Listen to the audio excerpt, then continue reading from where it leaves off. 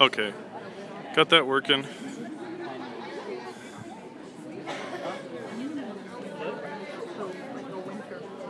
Hey everyone, we're getting the debate set up.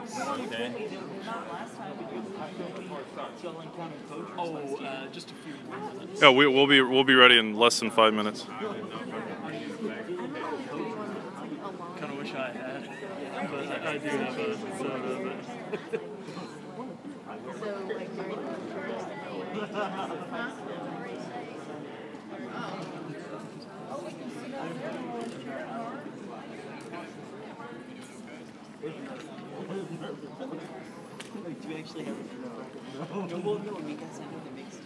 You guys need some more chairs?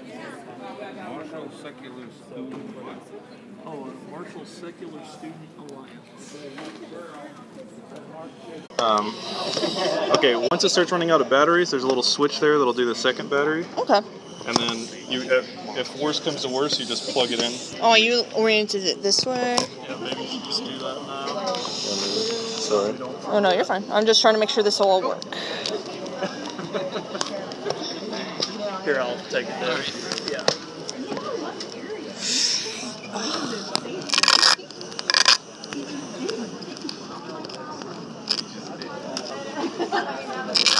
This is all bending up now. It's alright. We'll fix it up.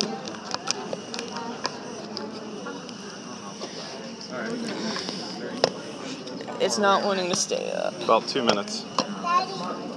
Yeah, you can mess with that. Alright, that These cameras need seems... to be on too. Can you make sure these cameras are on? That seems to work. We need to plug that one in. They only have like 93 minutes of plug. Yeah. Okay. Where's the charger for that one? Right there. Okay. We need to make sure it can reach. I don't know how to. We need to plug that in and then plug this into that. This? Yeah. Big camera. It may not reach.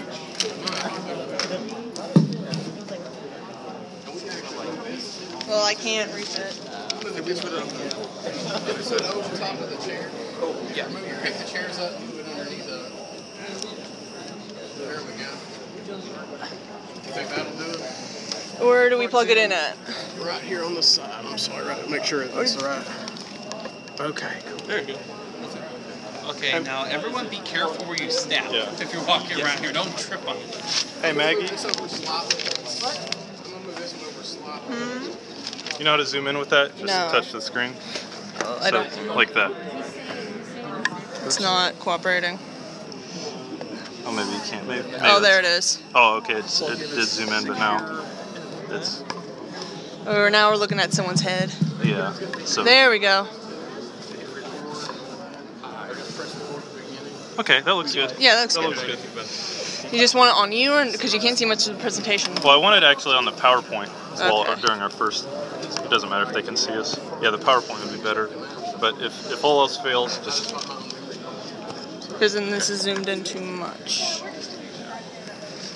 thanks for handling that. Oh, yeah. Yeah. All right, guys. Well, I think I don't have anything left to do except today. Good luck, man. You got this. Yeah, we need someone, I guess, well, who just hit record on all of them. And let it go. There you go. That actually looks really good. That's good. Yeah. Yeah, and then once it starts running out of battery, yeah, there's just that switch on the back. Yeah. You gotta. We gotta get going. We're like 15 minutes late. Hey, if you guys do you'll find on here, you press in on this here to record. Oh, This okay. you just push in on that there. Okay. Now it don't look like this is even on. Yeah, I don't think it is. It didn't seem like it was. Oh, yeah. Oh, there it goes. Now it's coming on. Let me Right, check guys, we will be starting momentarily. Should be within the next 2 minutes. 2 minutes. Can you hear me okay? Does everyone hear me okay? I think they turned the sound down a little bit. I'm gonna check. Still hear you. Yeah, it says You we guys still hear have us? 4 hours I'm left. watching you like a hawk over there. We're recording at full high def. So is this how we want it, like, or do we want it focused on the the speakers? It 'Cause it's depends on how pointing at much that. it depends on how much of that you're using. If you're using the PowerPoint a lot, you may want to focus on that Well, too. because we can add the PowerPoint in through editing.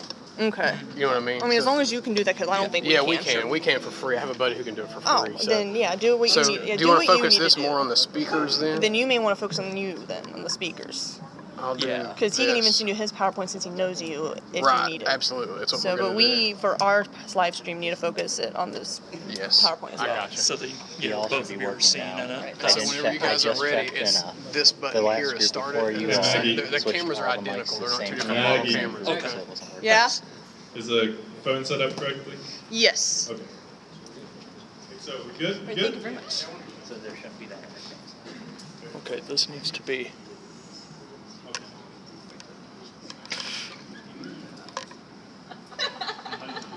Guys, while they're figuring that out, I'm going to go ahead and give you an introduction. So you bared with us for 15 minutes. We had to get all of our technology stuff set up. But I do want to thank all of you for coming out here this evening. I appreciate it. I know that the debaters appreciate it as well. I want to echo again a thank you to the Secular Student Alliance for bringing this debate to campus for us. I know Saturday evenings, the fact that you guys showed up for this, that means you must really care about what's going on. My name is Isaac McCown, and I'm going to be your moderator for the debate this evening, which basically means I get to sit in a chair and hold up signs for them so that they don't go over the times that they themselves have agreed to. So if I have to get mean about it, just know that they agreed to it first, and then they let me be the bad guy. We'll go ahead and jump right into the topic this evening. I'm sure most of you know what we're talking about. But, you know, conversations between theists and non-theists a lot of times tend to get bogged down in kind of this deep philosophical discourse or really complicated technical scientific arguments or even semantic word games. And in those discussions, those things have their place. But I think for the average person, the layman, people tend to, it doesn't really strike a chord with a lot of people because those things are cold and detached and academic in a way that our topic tonight really isn't.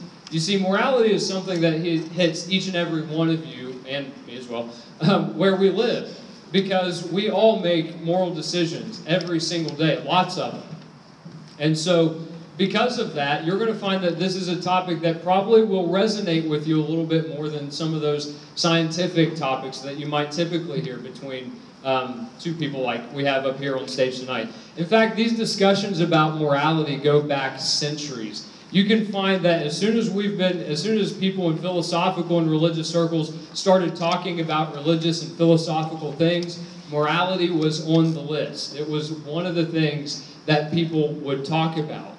And so even, most religious traditions, including the great monotheistic faiths, have always seen some kind of a connection between God's character, commandments, and his authority on one hand, and the nature of good, bad, right, wrong, and moral obligation on the other hand. Now, the different religions articulate that connection a little differently, and even within the same religion, you have that connection articulated differently between different theologians. But there's some common thread that seems to unite a lot of those views, and it's that there's something about the existence of God that is connected and provides a foundation for morality. Now, there have always been views that are opposed to that as well. If you go back to ancient Greek philosophical schools, many of them discuss the topic of morality without reference to gods in general or to the Judeo-Christian God in particular. And this objection has kind of gained new prominence in centuries later in what we call the period of the Enlightenment. Because what the Enlightenment did was it was a period that was characterized by casting off authority, whether that be political or religious. And it was an emphasis on you forming your own worldview based on logic, reason, and evidence alone by itself. And so the view of naturalism and atheism that kind of arose in this Enlightenment period very much said that, you know what, we disagree with the religious traditions up to this point. We think that we can discover and ground moral truth without any reference to God whatsoever. And of course, that debate has continued up to this day. And even in the past 15 years in popular culture, that debate has kind of taken on a new emphasis by a movement called the New Atheism. And the New Atheism was spearheaded by some guys that I'm sure some of you are very familiar with Richard Dawkins, the late Christopher Hitchens. And these guys were writing a bunch of books in the 2000s, some of them in response to events like 9/11, where they made the argument not just that you have moral truth and the grounding of moral truth independent of God, but that the ideas of God and religion actually undercut morality in the very way that they were supposed to be undergirding it because of the way we see religious practices today. And so these are the kind of topics that we're going to be talking about tonight. And so we're asking questions. What is it that makes something right, wrong, good, or bad? What is it? Does God have any connection with the answers to those questions at all? And if so, or if not, what role does science play in help us uncovering the answers to those questions? So this evening, you're going to hear two very different sets of responses to questions like those as well as others. Let me real quick tell you what the format is this evening so that way you know what you're in for. If anyone has to leave this evening, we completely understand. We're glad that you showed up for any of it at all. But we're going to have two opening statements from both of our speakers. They're going to be 20 minutes apiece. And then after that, that's going to be followed by 12-minute rebuttal periods, followed by a shorter 5-minute rebuttal period. Then we're going to go into a section of Q&A for these two, between them at the table. So it'll be more personal interaction. They'll give us a 5-minute closing statement, and then after that, we will open up the floor to Q&A. So that's what you're in for tonight. And so I want to first introduce our theist speaker for the evening, and that is going to be Mr. Chan over here, Chan Arnett, and he is going to be opening up with his 20-minute speech on theism and morality.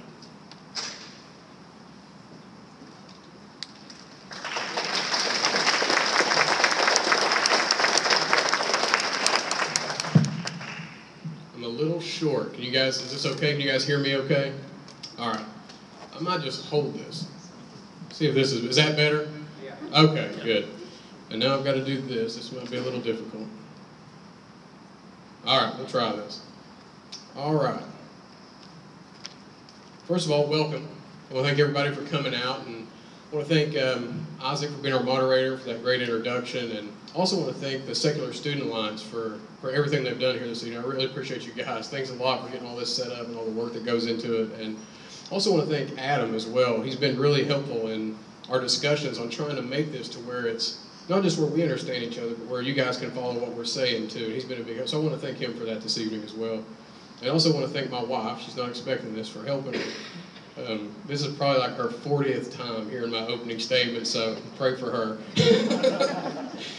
So I want to get started this evening by giving you 3 examples. And I want you to think about your initial reaction to each one of these. Number 1, you stumble upon someone being picked on by a bully. Number 2, an elderly person near you falls to the ground and strangers rush to help. Or 3, think of some horrific atrocity here. I'm reminded in the news, you guys probably saw this awful event where there was these 2 young children and there was a grown man who had sexually assaulted a young girl. And her 8-year-old brother tried to intervene and the man beat him to death with a hammer. Now that sense you get inside about the moral goodness of the person rushing to the aid of the elderly person in their fall, or the sense of the badness of the bullying, as well as the horrific badness of sexually assaulting and killing another child.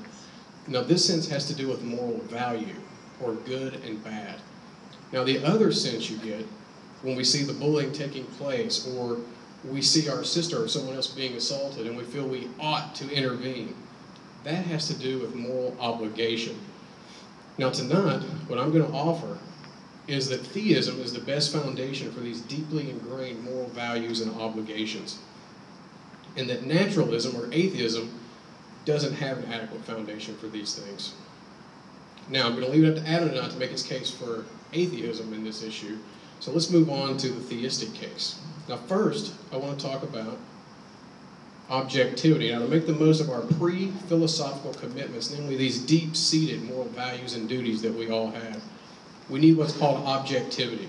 Now, all this means is that the truth of these moral values and obligations are imposed upon us from the outside, so to speak. They don't come from within. And I got this example up here. If I say chocolate ice cream is the best ice cream, what I'm actually describing is something about the subject, me. I think chocolate ice cream is the best ice cream. I'm not talking about the object, which is the ice cream. That's why these claims are known as subjective. Now, there's a key takeaway from this type of claim. Can I be right for liking chocolate ice cream? Can you guys be wrong for liking vanilla or Rocky Road? Of course not. It's because these claims are just a matter of pure preference, a matter of human opinion. There is no rightness or wrongness to these types of claims. Now, on the other hand, we have objective claims, such as the Cubs winning the 2016 World Series. As you can see, they actually did win it. Now, what if somebody thought that their opponent, the Indians, had won it? What if somebody thought the Indians had actually won the World Series? Suppose even further that everybody on the planet believed that they did.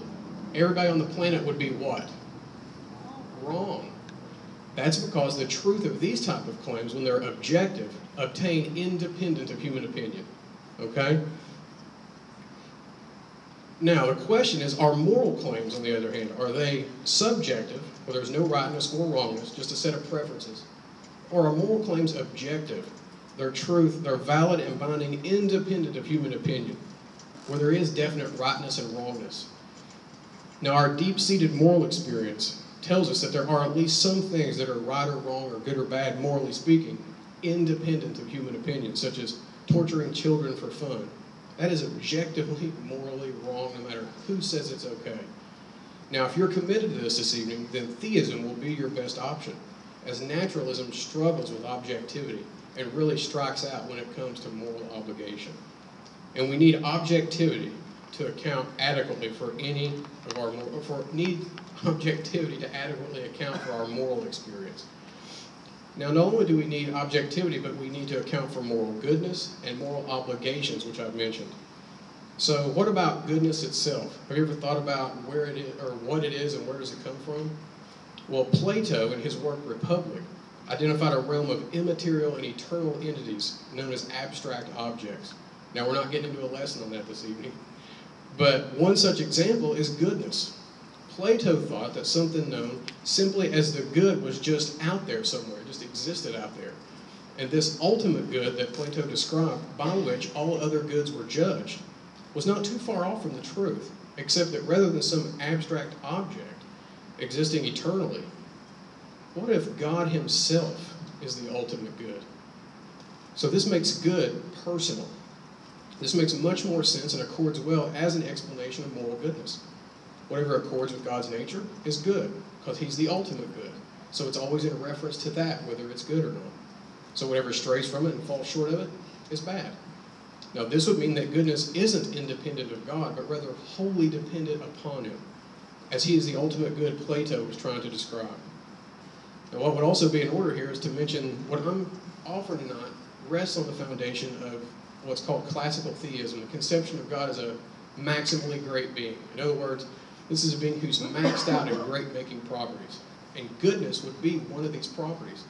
So he's not just good, he is the good. Now, on atheism, there can be no objective goodness, because on atheism, goodness comes from within us. It's not imposed upon us from the outside. So, on atheism, if God doesn't exist, mankind's simply an advanced primate, and we would decide what is good, bad, etc.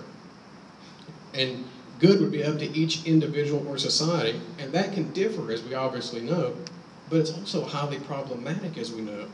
I mean, think about what we saw in World War II with the Nazi regime. They actually thought it was morally good to exterminate the Jewish people. Morality then becomes a product of social conditioning, and again, we would determine moral value. But think about that. If that's the case, what have we lost? We've lost objectivity. Now, in the animal kingdom, we don't prosecute an eagle for murder when it swoops down and kills a rabbit. And we don't prosecute a shark for rape when it forcibly copulates with another shark. Now, why is this? Well, it's because there's simply no moral dimension to their actions. They haven't done anything right or wrong, morally speaking. And I'm reminded here of Charles Darwin's observations of hive bees. And he's often quoted on this in his work, The Descent of Man, which I actually recommend everybody read. If, for instance, Darwin says, to take an extreme case, men were reared under precisely the same conditions as hive bees, there can hardly be a doubt that our unmarried females would, like the worker bees, think it a sacred duty to kill their brother, and mothers will kill their fertile daughters, and no one would think of interfering. Nevertheless, the bee, or any other social animal, would in our supposed case gain, as it appears to me, some feeling of right or wrong, or a conscience. I emphasize feeling for later on. Now this is very telling, and it supports our notions of objectivity and subjectivity from what I've been trying to talk about. This shows that morality would be anything we determine it to be based on cultural norms. In other words, moral goodness or badness is not objective on a naturalist worldview. Remember that on theism, we've grounded goodness in God himself, and therefore goodness is not independent of God, but rather he is the good himself, and this makes goodness not independent of God, but good is independent of us. And this gives us the objectivity that we know from moral experience to be the case. So now let's say something about moral obligation. And what's interesting about our moral experience is this notion, like we've already talked about, duty or obligation that crops up in certain situations. Now when a certain wrong is committed and one feels they ought to intervene, or say you're with a group of friends and they want to do drugs and you feel as though you ought not to do it. That's this sense of obligation. But have you ever sat and thought about this? Who or what are we obligated to? And this is where a divine command theory of obligation can serve us very well. And it has great explanatory power for this deep-seated moral experience that we all have. Now, there's 4 characteristics of moral obligation which Brett Kunkle has identified that I want to briefly highlight that I think are best served on not on a naturalistic or atheistic view, but rather on a theistic divine command theory of obligation. 1, immateriality. This is an important one. What we mean is that moral obligations are not a physical feature of the universe. Kunkle says, but certainly an obligation is not a physical feature of the world. You don't trip over moral obligations in the hallway or bump into them in the street. They have no weight, and they do not extend into space. Yet we know them to be real. We feel their force every day. Now certainly naturalism would be at a loss to explain this, since on naturalism there is nothing beyond the physical material universe. Now in regard to this, Greg Koukl says the following. Our discovery, and he means of these moral truths, also tells us that something really exists that science has no access to. Even in principle, some things are not governed by scientific laws. Science, therefore, is not the only discipline that gives us true information about the world. It follows then that naturalism as a worldview is false. Now the next characteristic of obligation he mentions is oughtness, which we've talked a little bit about. And there's 4 points, A, B, C, and D, about oughtness that I think we need to highlight. A, the oughtness of moral obligations demands something from us and bind us to something. Now here he gives the example of being at a local grocery store. Your previous experience tells you there are no security cameras. All you need is a Snickers bar, and you walk up. The only employee in the store is the cashier in front of you, and she desperately needs to go to the restroom and says, she'll be right back. It's all the way across the store. Now he says, Brett Kunkle says, at this point, he says, a temptation to take the Snickers without paying for it may come rushing into my mind. However, the temptation is accompanied by a second experience, an awareness of what I ought to do. My awareness of an obligation not to take what does not belong to me presses in on me with such force that it compels right action. Therefore, I stand at the counter with my Snickers, waiting for the cashier to return. Now, the objector may claim here that not everyone experiences this moral oughtness. But what follows from that? Certainly my experiences or feelings are irrelevant to this objective state of affairs. My claim is not that experience of moral oughtness is universally felt, but that one's oughtness to moral obligations obtains in the actual world. So that brings us to his next characteristic of oughtness. Moral obligations are unconditional imperatives. What he means by this, he says there's no opting out of moral obligations. We simply must obey. And no one thinks you're excused if you choose not to fulfill them. Indeed, we're justified in considering such a person to be morally reprehensible or deficient and deserving of punishment. Think of the example I gave in the beginning about the sexual assault and child abuse. Certainly that would apply there. The next characteristic is this oughtness applies not only to one's actions, but to our underlying motives as well. Think about this. He says, if I help the old lady across the street because I believe we ought to take care of weaker individuals in society, or I believe she has dignity and value in virtue of her being a human being, I'm properly motivated. However, if I'm motivated by a desire to get some money from her in the end, I would be considered morally repugnant. Thus, moral obligation makes demands not only on the observable action, but on the unobservable motive as well. So the last characteristic of oughtness is moral obligations place demands on us prior to any action. We may simply reflect on a given behavior and experience the demands of our moral obligation. We don't have to engage in the behavior. He's just saying we can reflect on it and know what our moral obligation is. And he gives the example like I gave at the beginning, like the child abuse. If you just think of child abuse, you know you ought not to be doing that. You don't have to have the action to get the response. And he says, so what is the naturalist to make a moral oughtness? It would seem that such a feature of moral obligations do not fit in a naturalistic view of reality. Moral obligations have an invisible external force that makes demands not only on our actions, but on our motives as well. And those demands come into play prior to any action. At the same time, such obligations may be counterproductive to our good. If naturalism is true, it'd be very difficult to account for the fact of moral oughtness. The next section he talks about, and I'm going to try to hurry up here, is guilt. And he mentions two types of guilt: guilty feelings and objective guilt that obtains independent of our feelings. The first kind is it's stuff we may feel or experience when we don't live up to our moral expectations, like the feeling of regret or the feeling of remorse or resentment.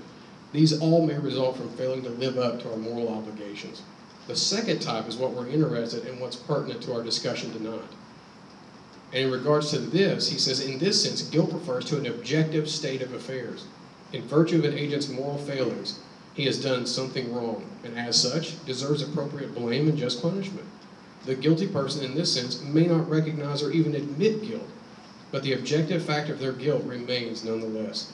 Guilty feelings may or may not accompany the agent's actions, but they're not necessary in order to levy some punishment against an objectively guilty person. So now, how does naturalism handle this type of guilt? Easy. Simply reducing it to the first type of guilt, namely, guilty feelings that are advantageous to survival. And this doesn't work either, as Kunkel goes on to explain. Moral guilt on naturalism compels continued cooperation among persons, and as a result, human beings are able to pass on their genes to the next generation. However, such an account only works by reducing obligations to feelings that somehow connect patterns of action that help us survive. But remember, our primary concern is not with guilty feelings, but an objective state of guilt resulting from a failure to fulfill an objective moral obligation. Indeed, guilty feelings may not be absurd in a naturalistic world, but moral obligations that have no survival value would be absurd in such a world. Thus, moral guilt is another feature of morality that seems to resist naturalistic expectations. And the last point he makes on moral obligation is sociability. And what he means by this is just simply that obligations are internally related to personhood. In other words, they only obtain between persons, these obligations. And he gives a great example. He has you picture this teenage girl at her house, and she has the game Scrabble, and she's going to play, right? So she dumps all the pieces out on the board, and then she's distracted by the sitcom she's watching in the other room. So she goes in there to finish watching that part until it goes to commercial. Then she comes back in, and she sees that the tiles spell out, "Take out the trash." Well, if she realizes that was, I mean, the odds are incredible, but if it was just happened to be done by her dumping out the tiles, she wouldn't feel any obligation for that command or that imperative, right? There'd be no oughtness to it. But if she discovered that her dad had done that as a way to tell her to take out the trash, she would feel this obligation to obey her dad would press in on her, so to speak. And thus, moral obligations obtain when there are at minimum two persons involved. But there's another point we need to think about. What if instead of the dad, she discovers it was her 6-year-old brother who had done it, telling her to take out the trash? Well, the moral oughtness would not come into play here either, because the younger brother is not a person with the requisite authority to make such commands. Thus, a moral obligation has oughtness when a command is issued by an appropriate authority. Now, this highlights the authority problem that a naturalistic worldview faces. On a divine command theory of obligation, God is the appropriate authority. And who better than a being who is maxed out in great-making properties? Surely he would qualify as a proper authority. And in fact, Drs. David Baggett and Jerry Walls, in their book, Good God, describe the importance about how people should respect and command our authority. He says, indeed, a person who has mere power or legal authority, but who lacks moral integrity, lacks the authority to command our respect, even if he has the power to enforce his will on us. Now then, God has supreme power, knowledge, and goodness. All of these underwrite his moral authority. So in conclusion, we see that there are certain features of our moral experience that are in need of explanation, and that theism, on the divine command theory of obligation, grounded in God's goodness, can account for these in a satisfactory way. We have objectivity, we have moral goodness, we have moral obligation, we can explain the four facets of moral obligation, and we can account for authority. All of which I think naturalism as a worldview fails to be able to highlight in a better way than theism. Thank you.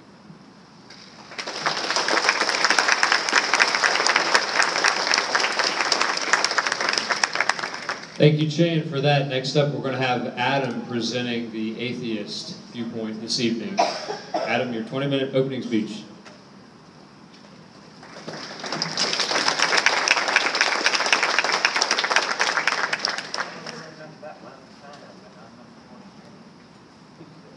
I'm going to take this blasphemy down here.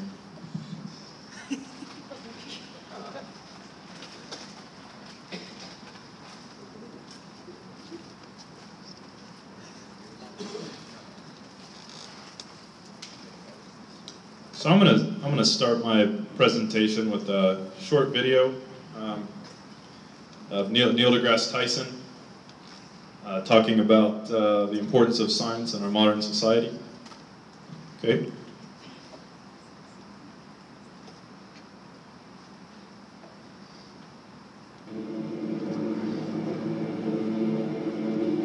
How did America rise up from a backwoods country to be one of the greatest nations the world has ever known?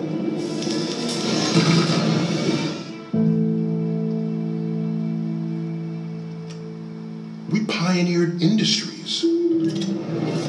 And all of this required the greatest innovations in science and technology in the world. And so science is a fundamental part of the country that we are.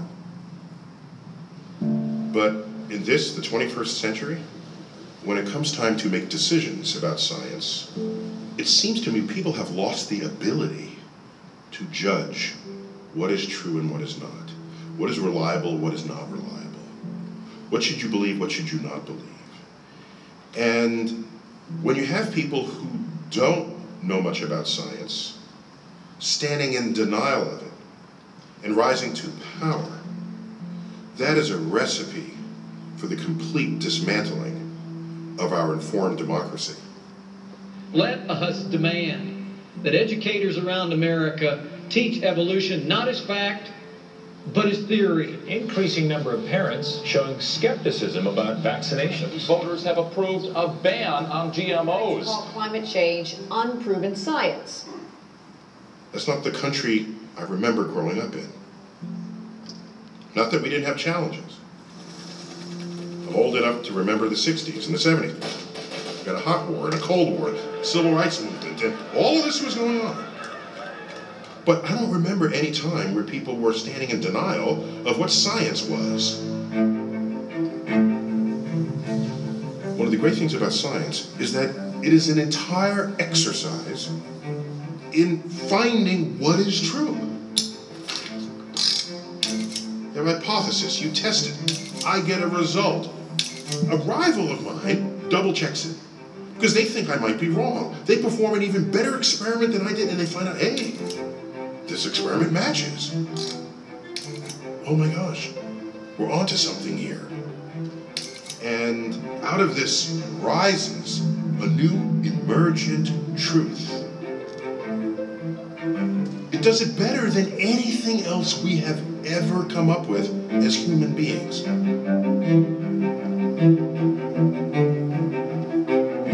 This is science.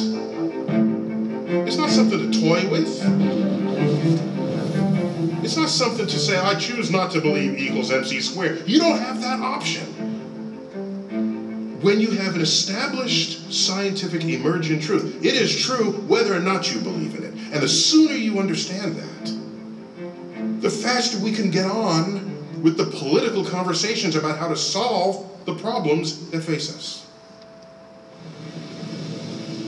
So once you understand that humans are warming the planet, you can then have a political conversation about that. You can say, well, are there carbon credits? Do we do this? Do we put a tariff on it? Do we fund? Do we subsidize? Those have political answers. And every minute one is in denial, you are delaying the political solution that should have been established years ago.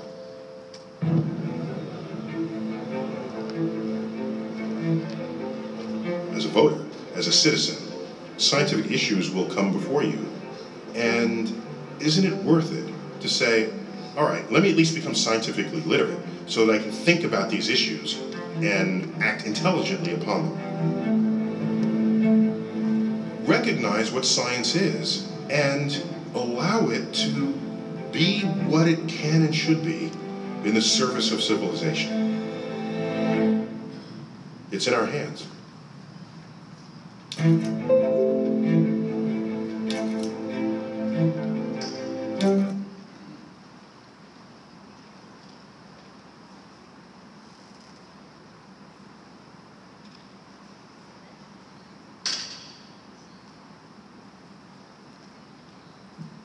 Okay, you can go ahead and start, Isaac. So I'm going to start my presentation. My first point is why science is important. I've got 5 reasons here. Modern technology, modern medicine, modern conveniences, longer lives, and most importantly, it's the best way of knowing what's true. I feel like Neil deGrasse Tyson explained it really well, so I don't really need to go into much detail there. But the claim I'm making tonight is that science can be applied to morality. Most people have been raised in such a way that it's like, well, science doesn't have anything to say about morality. Science doesn't have anything to say about right and wrong. That's a totally non-scientific question. But my claim tonight is that yes, it can be applied to morality. That's what I'm going to try to prove tonight. Science uses models, and this is the way it works. So for example, this is a cosmological model that attempts to show how the orbit of the planets around the sun works, and it uses the speed of the planets and the gravity. They make predictions and they attempt to represent reality. But what's really interesting about, for example, this cosmological model is that we had it long before we had satellites. We knew the orbits of the planets long before we were in space. How's that possible? Well, because these models are so good at predicting the future based on current evidence, and they can change with evidence. And a lot of people say, well, that's the problem with science. No, that's the strength of science, that it can change with evidence. You want that. A question that often comes up in these debates, why doesn't science study the supernatural? People say, oh, science is biased against it, science is biased against God. Science isn't biased. The reason that science doesn't study the supernatural is because there's no good reason to believe in the supernatural. If the supernatural existed, it would interfere with our world somehow. We would be able to observe, okay, oh, something's happening. People pray. It's changing reality. But, for example, James Randi started this $1 million paranormal challenge. He offered $1 million starting in 1964 to anyone that could prove the supernatural. Any kind of miracle, any kind of claim of the supernatural. And 1,000 people tried. Nobody ever succeeded, not even close. It was a total failure. And it was terminated in 2015. Hippocrates, he lived in 400 BC. He said, men think epilepsy divine merely because they do not understand it. We will one day understand what causes it and then cease to call it divine. And so it is with everything in the universe. He was way ahead of his time. Because this 400 years before Christ was born, and he already realized this. Another example of where the supernatural came up short, Isaac Newton. He was the first person to create the model of the planet, a successful model of the planets. He was brilliant, a brilliant man. And Isaac Newton, you guys have heard about Newtonian laws. He is the one that created the model of how the planets orbit around the sun. But there were things that he couldn't understand. He couldn't understand the full process, and the places he didn't know, he made a big mistake. You know what he said? Well, it's God. God must be doing it. It's something supernatural. Well, he was wrong, right? It's embarrassing now that we can look back and see, no, there was a perfectly good explanation for it. Scientific theories replace supernatural claims all the time. The Catholic Church is a great example. They claim for hundreds or thousands of years that the earth was the center of the universe and that the sun revolved around the earth. Well, science disproved that. My challenge to the audience during the Q&A session, name a single time a religious or supernatural claim replaced a scientific claim as a better solution. Because we can name 100 times a scientific claim replaced a religious claim as a better claim. So if you can name one time, you'll surprise me. Now, here's the issue with Chan's model of morality. I have 7 points. I'm going to go through each of them. The first one is the problem of convenience. Chan's model relies on a supernatural dimension. What reason has Chan given us to accept that there are alternate dimensions or alternate realities? Why should we just take it on faith? Secondly, what we want to be true is not necessarily true. Even if people wanted this model to be true, it doesn't make it true. Finally, even if Chan's model works in a vacuum, that doesn't make it true. Any of us could make a model using supernatural being and explanations. I can make a model using the flying spaghetti monster to perfectly explain everything we observe. But if the flying spaghetti monster doesn't exist, what good does it do? Second one is the problem with the theistic model. It doesn't properly explain anything. It creates more problems than it solves, and it cannot account for random events. So, hurricanes are a great example. Hurricanes are perfectly normal and expected on the naturalistic model. It's nothing out of the ordinary. It isn't evil. It's simply a random act of nature. But theists can't believe in random events. If a theist believes that God created the universe exactly the way it is, and that his plan encompasses everything that happens, then there's no such thing as random. Every hurricane and wildfire has a greater purpose. These aren't random events. These are part of God's plan. He's punishing the gays, right? He's punishing the gays. He's burning California. They did something horrible. You know, the naturalistic view perfectly explains this. It's just random events. There's nothing evil about it. But the theistic model has to explain why God is sending these, and they can't. I mean, there's no explanation. They're just making excuses. The same thing with birth defects. Birth defects, 1 in 30 children are born with major birth defects. This makes perfect sense on a naturalistic explanation, as evolution explains why random mutations can produce defects. Well, why does God do this? Is he punishing the children? Does he have fun by punishing children? I mean, what's the explanation? Again, why children with bone cancer? Why children with all kinds of horrible diseases? In science, we realize that terrible health conditions happen to everybody at random, even children. But why is God giving children horrible diseases like bone cancer? As a theist, you have to believe this is all part of God's plan. It's not random. It's not just a natural occurrence that doesn't have a purpose. But that doesn't make any sense. Why would God do all these things? There's no good explanation. It makes it more confusing. Another one, why is the vast majority of the universe uninhabitable? I mean, the Earth is just this tiny, tiny little speck in the grand scheme. Why would God create the whole universe just for us, and we're just this tiny little speck?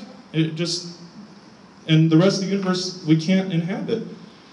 Why is 99.9% of species extinct? The science shows that 99.9% of species that's ever lived is extinct. Where's the morality in that? There's just no explanation for these things. Secondly, the third one is the problem with divine command theory. It makes morality arbitrary. Good has been redefined to mean whatever is in accordance to God's nature and his commands. What if God were like this? He was made in the image of God, right? Are you beginning to see the problem? Another issue with defining good and evil this way is that it changes based on God's whim. At the beginning of Genesis, he calls his creation good. Just a few chapters later, he decides he regrets it and wipes them all out. It seems that however God feels at the moment defines right and wrong, which is of course absurd. What if God were to order you to kill your own child? You would have to do that because it's good, according to divine command theory. And the fourth issue is the conscience evidence problem. What if your conscience doesn't agree with what God commands? What if you're ordered to do horrible things? So again, the killing the child example. What if you're ordered to kill a child? What if you're ordered to massacre and genocide an entire race like the Jews are in the Bible? You have to do it. It's good. It doesn't matter what you think about it. Your conscience is irrelevant. Chan talks about conscience. What does conscience have to do with God's commands? You may not agree with God's commands, but those are good and you have to do them. And the final point of this one is that the evidence of right and wrong becomes completely irrelevant. Give some passages from the Bible. Whoever spares the rod hates their children, but the one who loves their children is careful to discipline them. Do not withhold discipline from a child. If you strike him with a rod, he will not die. What does science say about spanking? It's physical abuse. It makes behavior worse in children. It causes long-term mental and emotional damage. It creates delinquency and criminal behavior, and it makes it more likely that the child will be abused later in life, which makes sense. If a child is raised with physical abuse as normal as a kid, of course they're going to grow up and seek that out in adult relationships, which is a terrible thing. Spanking doesn't work, says Alan Kasdan, PhD at Yale University psychology professor and director of the Yale Parenting Center and Childhood Clinic. You cannot punish out these behaviors. We are not giving up an effective technique. We are saying this is a horrible thing that does not work. The United Nations Committee on Rights of the Child issued a directive in 2006 calling physical punishment legalized violence against children. The treaty that established the committee has been supported by 192 countries, with the United States and Somalia being the only two that failed to ratify it. The United States and Somalia. See a problem there? Okay. But it gets worse. Anyone who beats their male or female slave with a rod must be punished if the slave dies as a direct result. But they are not to be punished if the slave recovers after a day or two, since the slave is their property. Okay, God's commanding this. I mean, God's saying, yeah, slavery is okay, and you can beat your slave, just don't kill him. What does the evidence have to do with any of that? What does your conscience have to do with any of that? Your conscience should be telling you this is horribly wrong. And science can show you that spanking and beating people is wrong. We can show you the evidence that this hurts people. Divine command theory doesn't care. It isn't interested in what's right. It's, oh, well, God says it's good in the Bible, therefore it's good, period. The fifth one is the trust authority problem. What reasons do we have to trust a theistic God? What compelling reasons has Chan even provided that God is good? He asserts it, but he never explained why. He just said, well, that's God, that's what God's like. How do you know? What are you basing that on? The God of every major theistic religion is pure evil. And if you disagree with this, let me ask you, someone raise their hand in the audience if you think that it's okay to rape someone as a punishment. Anyone? Anyone raise your hand? Rape as a punishment? This is what the Lord says. Out of your own household I am going to bring calamity on you. Before your very eyes I will take your wives and give them to one who is close to you, and he will sleep with your wives in broad daylight. So this is how God is punishing David, and he's taking his wives to be raped in broad daylight. That's how he's punishing David. The wives didn't do anything. They're just the way God's punishing David. When a trumpet sounds in a city, do not the people tremble. When disaster comes to a city, has not the Lord caused it? Amos 3:6. I form the light and create darkness. I make peace and create evil. I, the Lord, do all these things. Isaiah 45:7. Now, in all three of these verses, the English word in the first one is calamity, and the second one is disaster, and the third one is evil. But the point is that the Hebrew word is ra for all of them. And ra in Hebrew means moral evil. Of course it means moral evil. If you're talking about what God does when he's ordering a woman or women to be raped as a punishment, that is evil. I mean, even the Bible writers knew well enough. And 6, the problem of evil. If God is perfectly good, then where does evil even come from? I mean, Chan's saying God's perfectly good. God created everything in the universe. Did it just pop out of nowhere? I mean, did it just, man, that evil, it's so sneaky, just comes out of nowhere. But this is an unsolvable problem, and theists can't agree on a solution. This problem has been around in every theistic religion, in Christianity and Islam, etc. And finally, the human knowledge problem. Chan says that people can be good without God. He says atheists can be good, but how can they be good? If it's divine command theory, then you have to know God's commands. And if you don't know God's commands, how in the world can you possibly be good? How do you know it's good? What are you basing it on? So if you can't be good if you haven't heard God's command. Human beings have been around for hundreds of thousands of years, according to science. Every holy book has only been around for a few thousand years. So what did they do thousands of years ago before they had the holy books? I guess they had to be evil because they had no commands to go by. And anyway, which holy book do we trust? Whose interpretation do we trust? It's all completely subjective, right? It is completely subjective. How is it objective at all? It's not. Anyway, so these are the 7 problems. I feel that any one of these problems defeats Chan's model. It's a defeater for the divine command theory model. But if you put them all together, I just think the model is completely implausible. It's inert. So what's left? Circling back to my original point, science can create an objective model of morality. And it does so by admitting something that we already know. All moral systems boil down to a focus on well-being. We have to be concerned with what creates human flourishing and happiness. Because here's the issue. If someone were to claim, well, why does morality have to be based on well-being? If someone were to ask that question, what else is it going to be based on? I just gave you an example of why it can't be based on a divine authority, because the divine authority can be evil, and it wouldn't matter what you think. But let's say, okay, what if we do base morality on who can eat the fastest, right? You're moral if you can eat faster, you can stuff your face faster than someone else. That doesn't make any sense. It has to be based on the well-being and happiness of all conscious creatures. That's the only thing that makes sense. Otherwise, what's the point of having morality? If morality has nothing to do with the well-being of a conscious creature, then it's totally pointless. There's no reason to have it. And the moment that you admit that morality is based on the well-being of conscious creatures, then it becomes a scientific pursuit. Well-being can be determined using scientific standards and by mapping states of the brain. Just like the spanking question, we can use science to determine which actions and cultures lead to greater individual and social well-being. So can we objectively say that a culture that covers their women in cloth bags or that generally mutilates females is less healthy and happy than a Western culture where women are free to do whatever they want?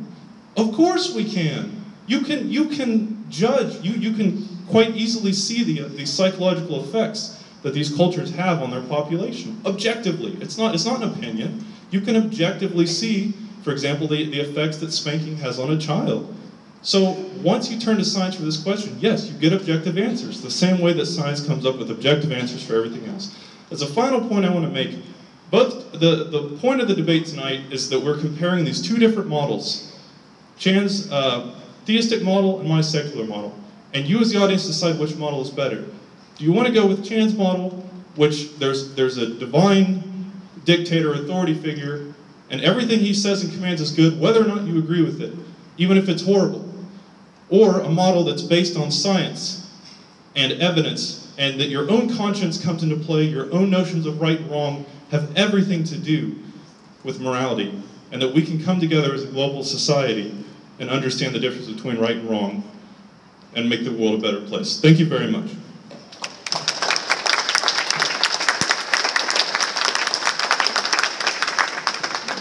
All right, ladies and gentlemen, you have heard the two positions staked out. So now what we're going to move into is a shorter time of rebuttal, and how this will work is Chan is going to deliver his response to Adam's talk right there, and then Adam will actually be going back and talking about Chan's first talk. I'll do a little bit of that right there as well. So hopefully you guys are following along, and Chan, you are now up with your 12 minutes.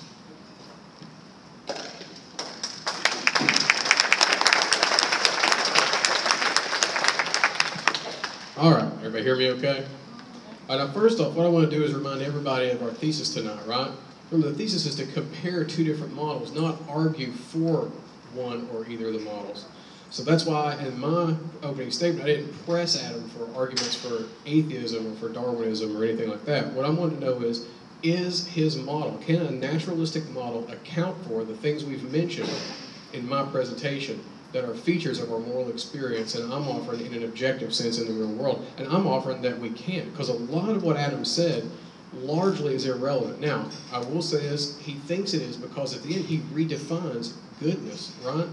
He says moral goodness is conducive to well-being. That's a non-moral use of the term good. Like when I leave here, it might be good for me to take a nap, but I've done nothing morally praiseworthy or blameworthy, right? It might have been bad if I forgot my opening statement this evening on my way here. I did forget the cameras and have to go back and get them. But it would have been bad if I forgot the opening statement too. But I've done nothing morally blameworthy or praiseworthy for that, right? So before I critique his actual model, I want to respond to some of the things he said and show how, I mean, almost most all of it are completely irrelevant once we understand the thesis of tonight's debate. We want to say, what's the best model? Now, the problem of empiricism, he says. Now, this, as I stated in my opening statement, is not a problem. What it means by empiricism is empirical verification. It's why Sam Harris, which is Adam's view, he has to redefine goodness as well-being. He takes moral goodness that we described earlier as well-being. So this makes it, as it seems, empirically verifiable, right? We can see what's conducive to human flourishing and well-being. But we can do the same thing with corn or rice well-being. These aren't moral uses of the term, right? So then he goes to divine command theory. I'm going to try. I may not get to everything he says. I'm trying. He says the problem of divine command theory, he calls it the problem of Chan's model. I didn't offer that model. If you remember when I was up here, I specifically stated that goodness isn't grounded in God's command. So something isn't good simply because God commands it. That's not the model I offered.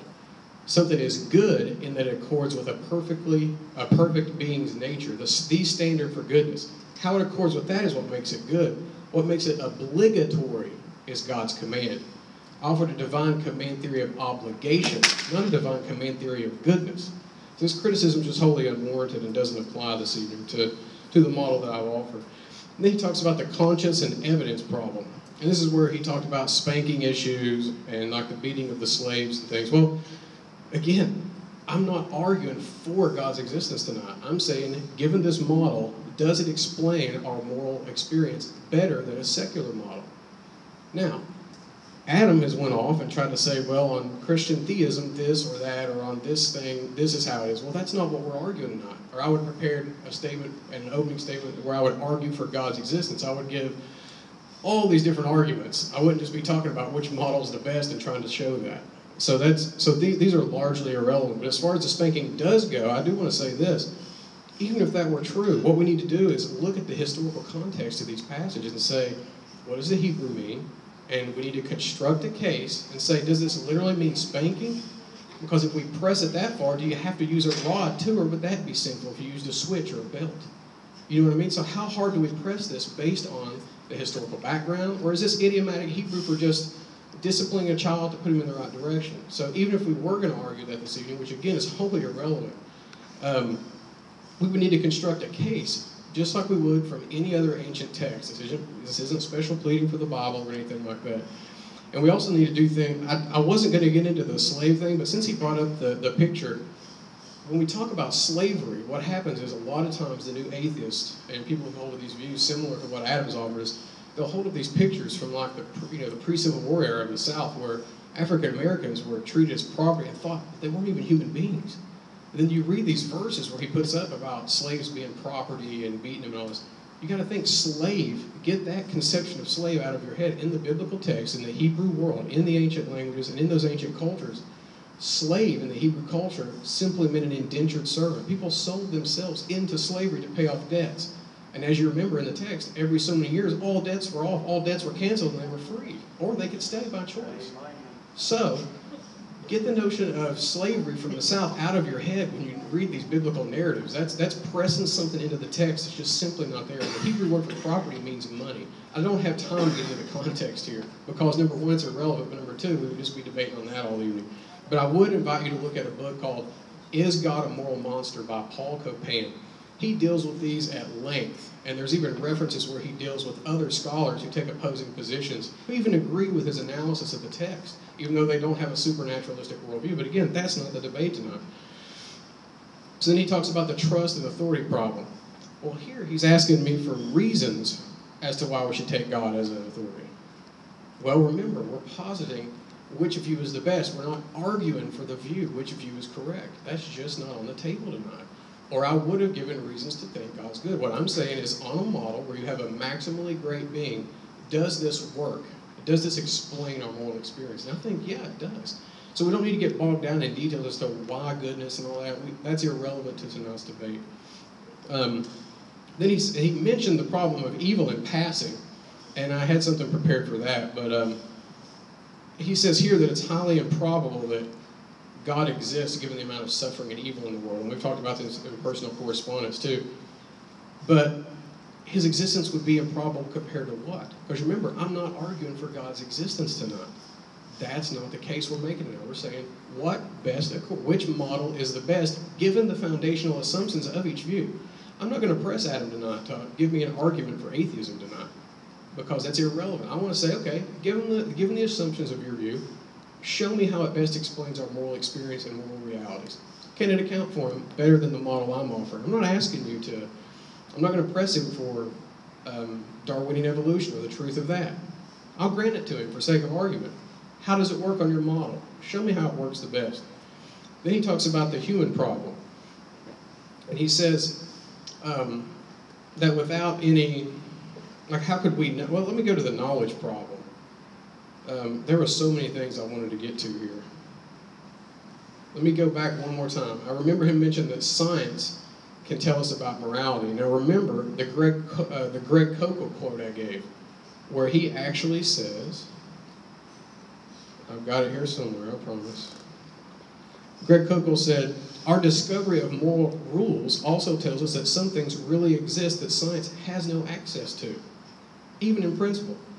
A lot of what Neil deGrasse Tyson said about science, if not all of it, because I was taking some notes, we largely agree with, because it's irrelevant to the discussion, right? Science is a great tool. People who are Christians or super absolutely aren't against science. But I think what actually is the problem is naturalism and religion. But naturalism is a philosophical position. It is not a scientific position. Science even has a philosophy of science, right? There are certain philosophical assumptions every worldview has. And I think we need to challenge those and look at those too. But again, that's not the topic of the debate. How is your model the best? So all he says in regard to that is he takes Sam Harris's view in his book, The Moral Landscape. And this is where, again, he redefines goodness as what's conducive to human well-being or flourishing. What is not conducive to that would be morally bad, Sam Harris says. But again, think about that. That's a non-moral use of the term. Science tells us what is. But remember, we also have to account for obligation. Even if we redefine good in that way, how can you account for obligation? Science tells us what is, not what ought to be, right? And that's what we need to account for in this moral experience. And this is something Adam's view, or Sam Harris's view actually originally, just simply can't offer us this evening. And he also said that something to the effect of about beliefs and facts about beliefs about facts and beliefs about values arise from similar brain processes. I heard something to that effect. Did I misrepresent you on that? Okay. The answer is, so what? And I don't mean that in a smart way. He knows that. Adam and I are friends. But this just confuses the origin of a belief with the content of a belief. Just because two beliefs arise from similar brain processes doesn't imply they have the same meaning or information content. So whatever their origin, beliefs about what is the case and beliefs about what ought or ought not to be the case are not the same belief. One belief could be true and the other false. Thus, this view lacks any source for objective moral duty.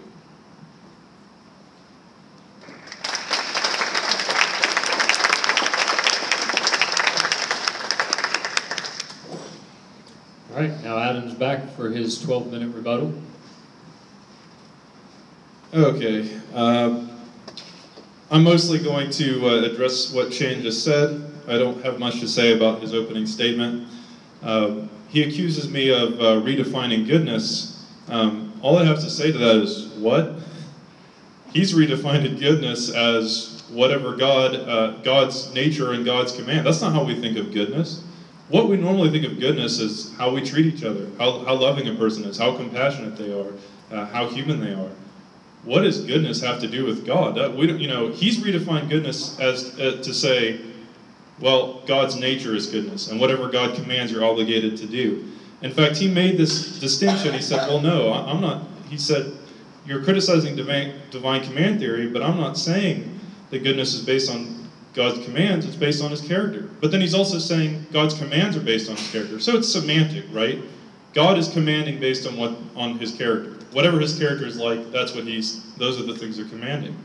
I've given you good reasons based on the Bible, but any holy book, go look at the Quran.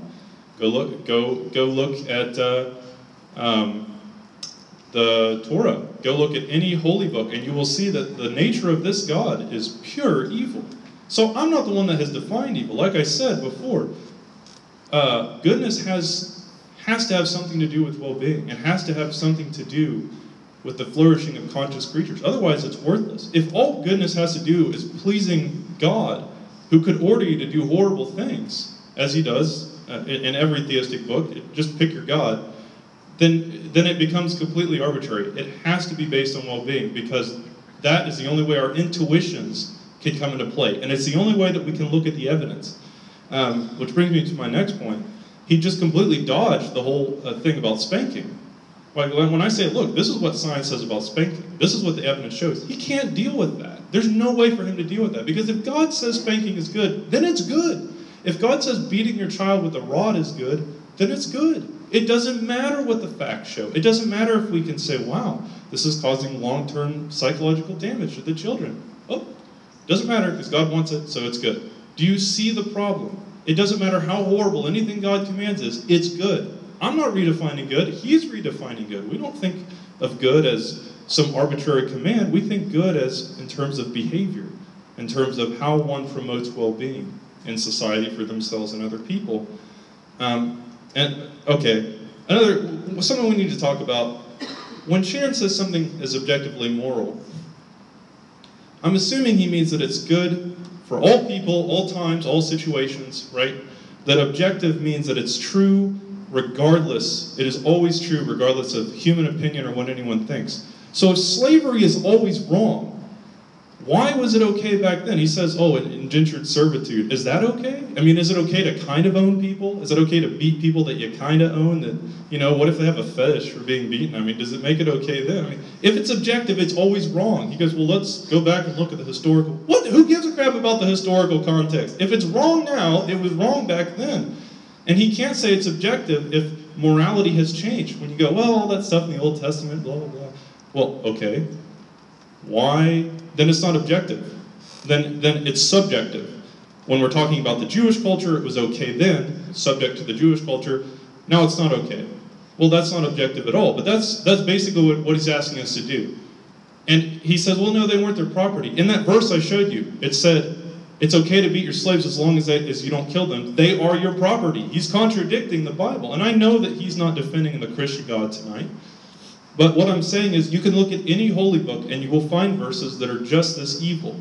And this is the kind of God that you would have to worship, and you would have to follow their commands, even if they told you to kill your children, even if they told you to genocide another race of people, or beat your slaves, or your indentured servants, or your children. You would have to do that, and it would not matter how bad you felt about it.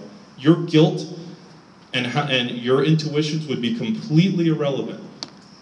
I cannot think of a less moral system in my brain. There is nothing that comes up. Anybody in this audience could come up with a better objective moral system than that. That's the worst possible scenario. Okay, he says, we're not arguing tonight which model is true. We're arguing which model is better. What? Doesn't it matter which model is true? I mean, should we not take a look at the evidence and see which model seems more plausible?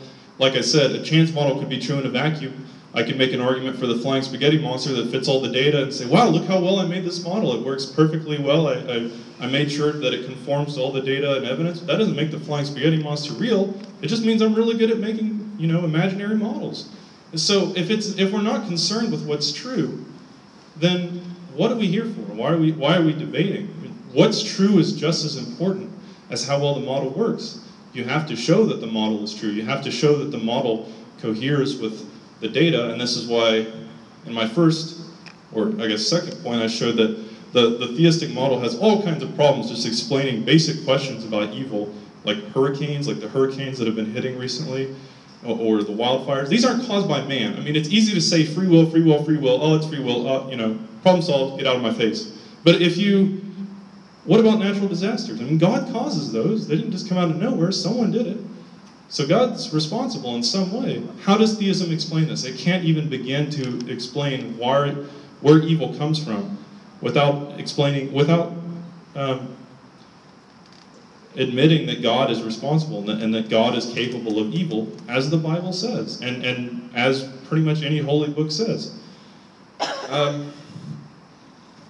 I think, again, empiricism has to come into play. I think it's pretty important. Chan talks about, in his opening statement, our deep-seated intuitions. He says our deep-seated intuitions are proof that theism is true. Actually, I would say our deep-seated intuitions is an argument against theism, because it's my deep-seated intuition that makes me open the Bible and go, ugh, you know, or open the Quran and go, ugh, you know what I mean?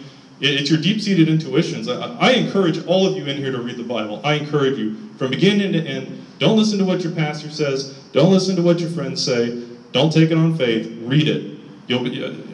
There's no way to become an atheist pastor, I promise you. Anyways, the problem with moral authority, here's the problem I have with the whole moral authority argument. He's saying, well, you have to have a moral authority in order to have morality. The problem with this argument that you have to have an authority to be moral is that what they're basically claiming is, if you don't have anyone to tell you the difference between right and wrong, then you're just going to go out raping and killing. If the only thing preventing you from going out and raping and killing and murdering and stealing and being the worst person possible is that you think you're going to get punished for it, boy, you are a piece of poop, right? I mean, you are not a very good person. If the only thing preventing you is the fear of punishment or the promise of reward, that's the problem with the authority model, is that the motivation becomes, how can I get goodies in the next life, or how can I, avoid going to hell? You should want to be good because it's good, right? Isn't that a good enough reason? Do you have to have someone holding a gun to your fricking head saying, do what I say or I'm going to burn you forever? Really? If that's the only reason that you're doing good things, that's a problem. That's a real problem with the model. And I know Chan's going to say, well, I wasn't saying that. That's not why you should do good. But the issue is, Chan can't control why people do things, okay? And anytime you have a model, whether it's Christianity or Islam or Judaism or any of these religions that's holding a gun to your head and saying, believe this or burn, then people will inevitably do it out of fear. And that is not moral whatsoever. It's the opposite of moral. Because you should do good things just because they're good. That's the only reason you need. You don't have to be obligated. You don't have to, have some kind of government or bigger authority coming down and demanding, et cetera, et cetera. Another problem is, again, Chan's whole argument is based on having an appropriate authority, but he's never really offered a reason why this God that he's arguing for would be an appropriate authority. He simply asserted that this God would be good. I certainly hope that the God he's arguing for would be good. Otherwise, he would order you to do things that would be very horrible, and that you would feel really horrible about it, but you would have no say, and the evidence would make no difference. But, well, what if this God was a Hitler? I mean, what if this God was just the worst possible being? There's no reason to...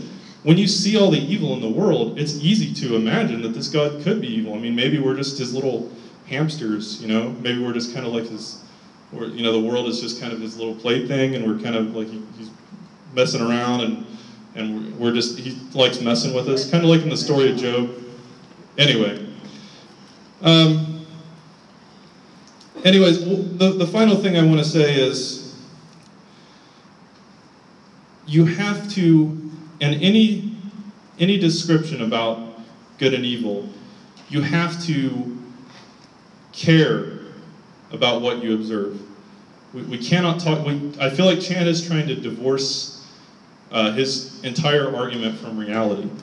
Insofar as he's saying, well, my model works better, doesn't matter what the holy books say, God could be good, here's the issue. Anyone in the audience could see the problem with this divine command theory model if the divine commander were Allah. Now everyone in the audience goes, wow, I want to leave, right? All of a sudden, it just went from sounding pretty good to, ooh, But if I was in an audience of Muslims, it would be just the opposite, right? I would say, oh, well, what if the divine commander is Yahweh? And they'd be like, ooh. So it's easy to see the problem with the model. All you have to do is replace the God that you think Chan is arguing for with a God of another religion. And suddenly you become the best critic, better than me. I don't even have to be up here. So now you see all the problems with it. Chan talks about guilty feelings. I don't even know how to address that. Anyway, I guess that's all I have to say. Thank you very much.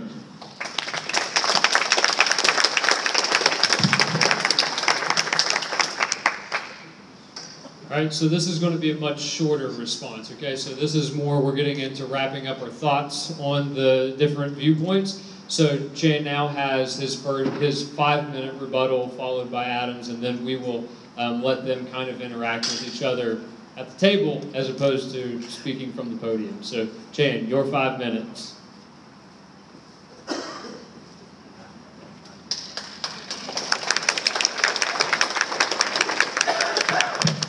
All right, where to start, right? But what I'm going to do is I just want to recap my case briefly. We saw that to have a model that best comports with reality rather than be divorced from it, like Adam suggests, we need objectivity, right? Now remember, a feature of objectivity is that it obtains independent of human opinion. And notice these standards that Adam was coming up, like well-being and things like that, are things we determine. So there'd be no objective good, no objective bad. Now, the reason he thinks there is because he redefines it as what's conducive to well-being, which is a non-moral use of the term. It's a non-moral use of well-being, right? So that just doesn't fly.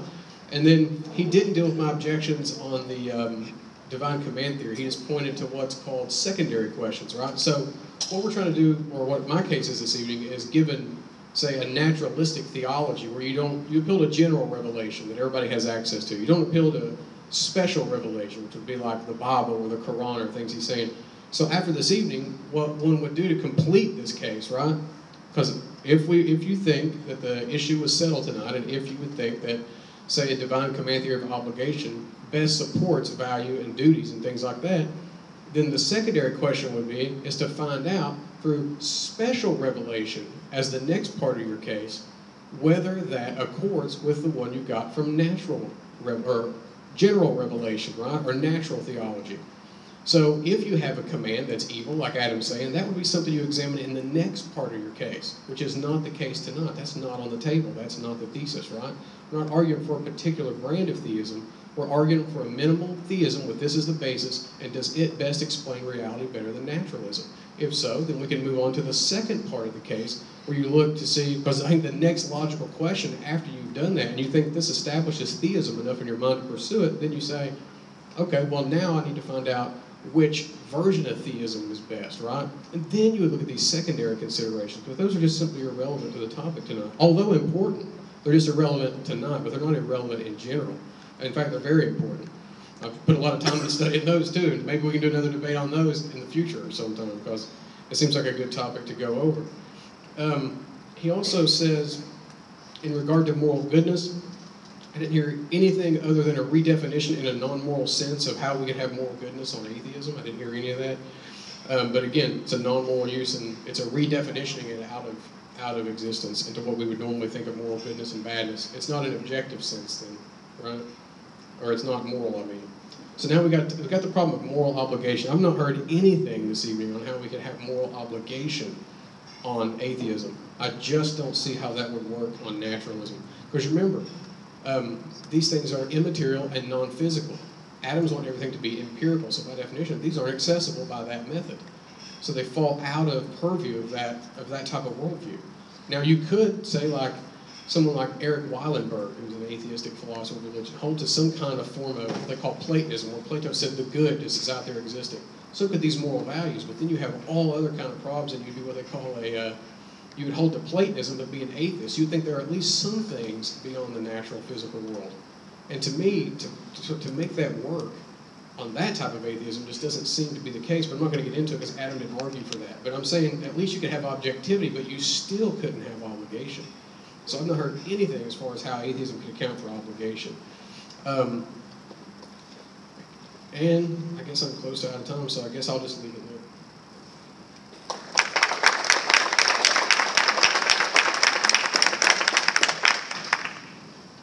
Adam, your final talk.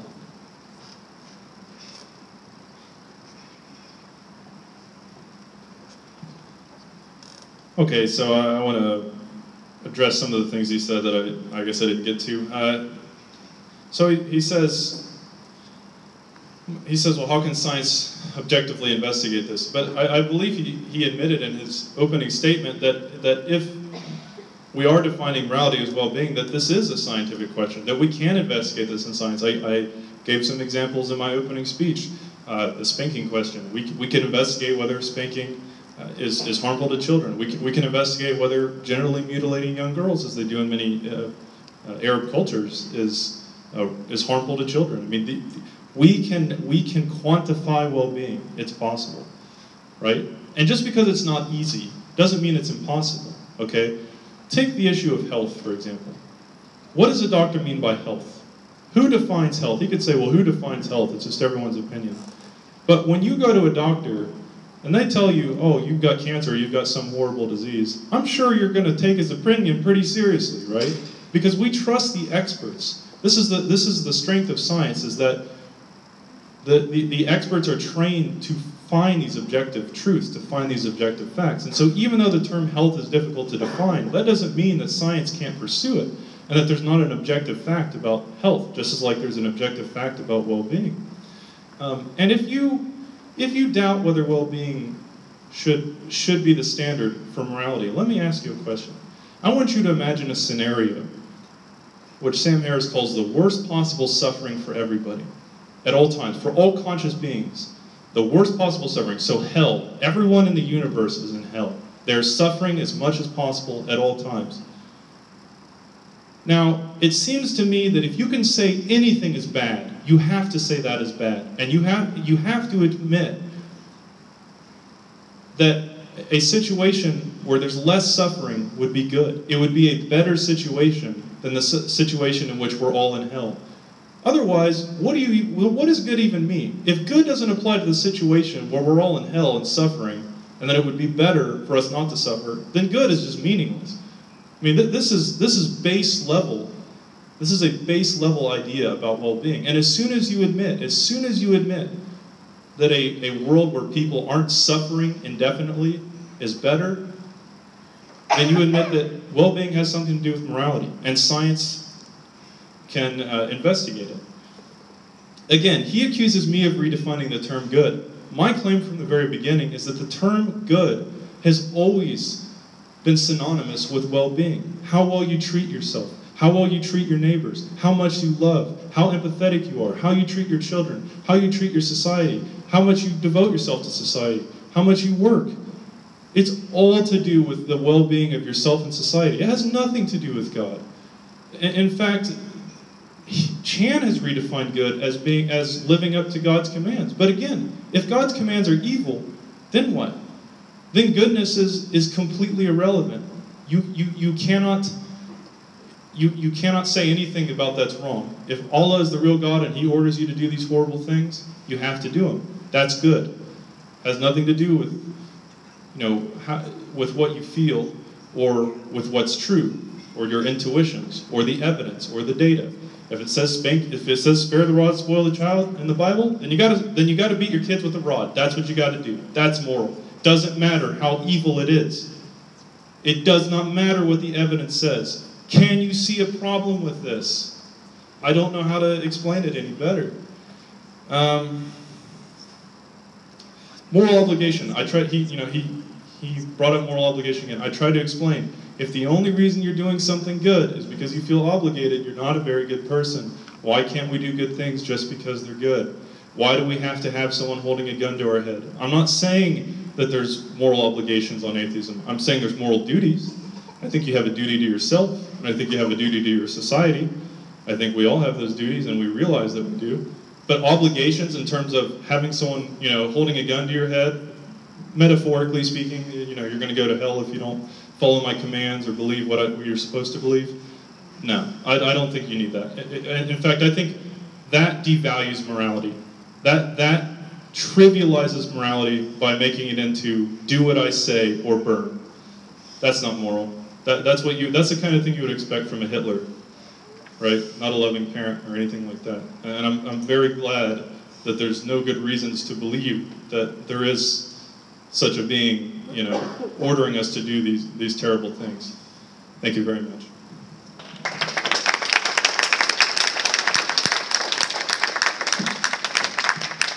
All right, now I get to join the table. I don't get to talk any, but I get to join the table. Possibly.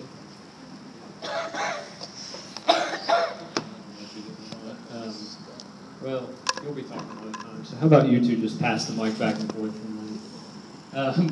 All right, so how this works is they have decided, again, the time limits. So one person is going to get 30 seconds to ask the other one a question. That person has a minute to give their thoughts on the question. And then if the asker of the question wants to have 30 seconds to kind of follow up, they can. And each person is going to have 3 different questions to ask the other one. So please forgive each of them if you feel like their response isn't fully adequate.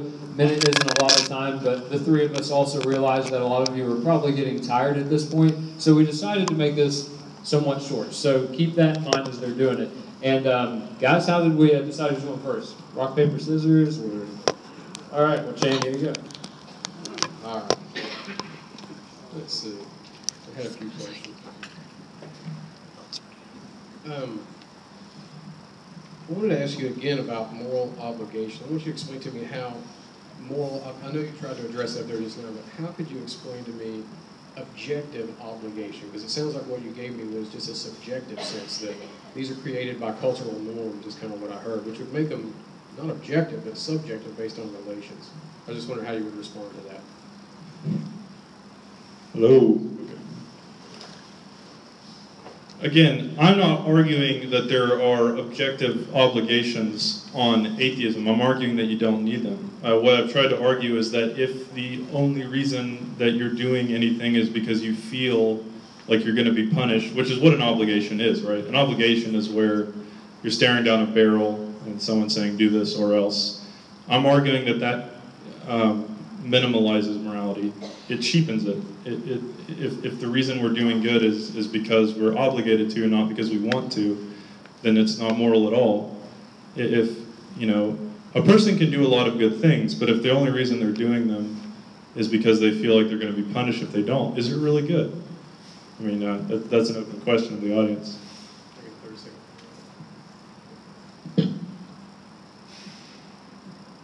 Well, what about the example I gave of the helping the old lady across the street? That wouldn't be somebody having a gun to their head to do it. I even gave things about how motivation is subject to objective criticism as well, right? If I do it because of human dignity and value, then hey, I'm properly motivated. But if I do it because I want money from her, I don't have a gun to my head in either one of those. So the moral obligation isn't because I'm going to burn her else. I think that's just a secondary thing that wouldn't affect everybody anywhere at all times. That may affect some people, and I agree with you, that would be wrong. But there's massive, wide-ranging exceptions to those, so I would just take it. I don't think you have a moral obligation to help an old lady across the street. I think it would be a nice thing to do, but I don't think you should go to jail for it or be punished in any way. Again, if the only reason you're helping a lady across the street is because you're afraid of being punished or you think something bad's going to happen to you, okay, well, then I don't understand what you mean by obligation, because obligation means that you have an imperative to do it with some punishment. No, not necessarily. All right, boys, if you're going to depart from the format, we can all 3 agree to that. But I thought that was the second question. Was that your second question? Okay, yeah.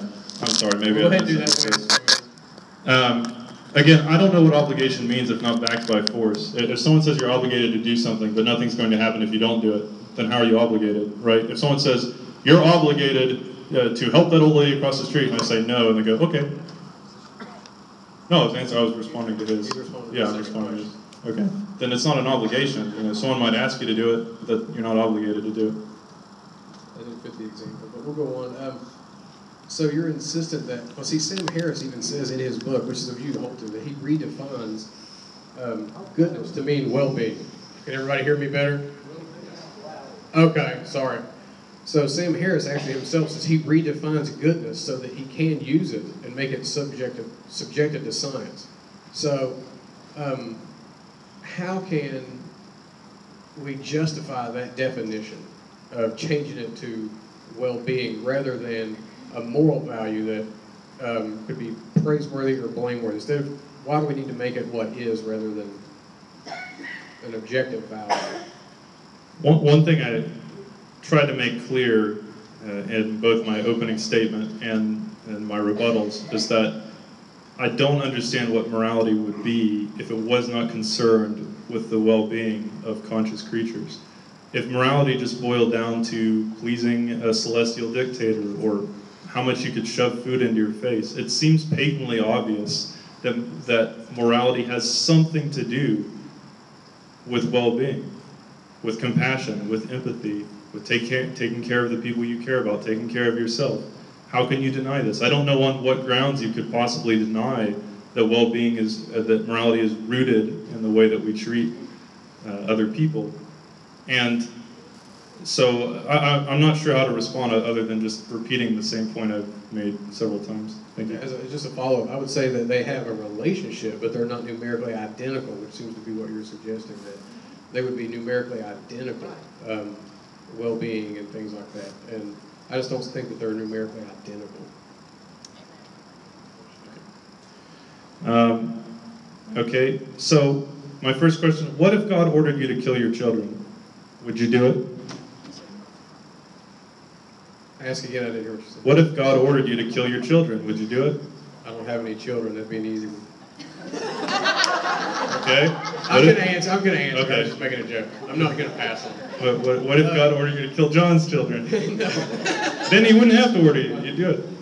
Well, that would be when we took up the secondary issue. It would depend on which God. Now, the God that I would say in my personal time that I actually argue for, that's, you know, that's not what I'm arguing for in the debate, would not command such a thing, right? No. So. He says love one another. Wait a minute.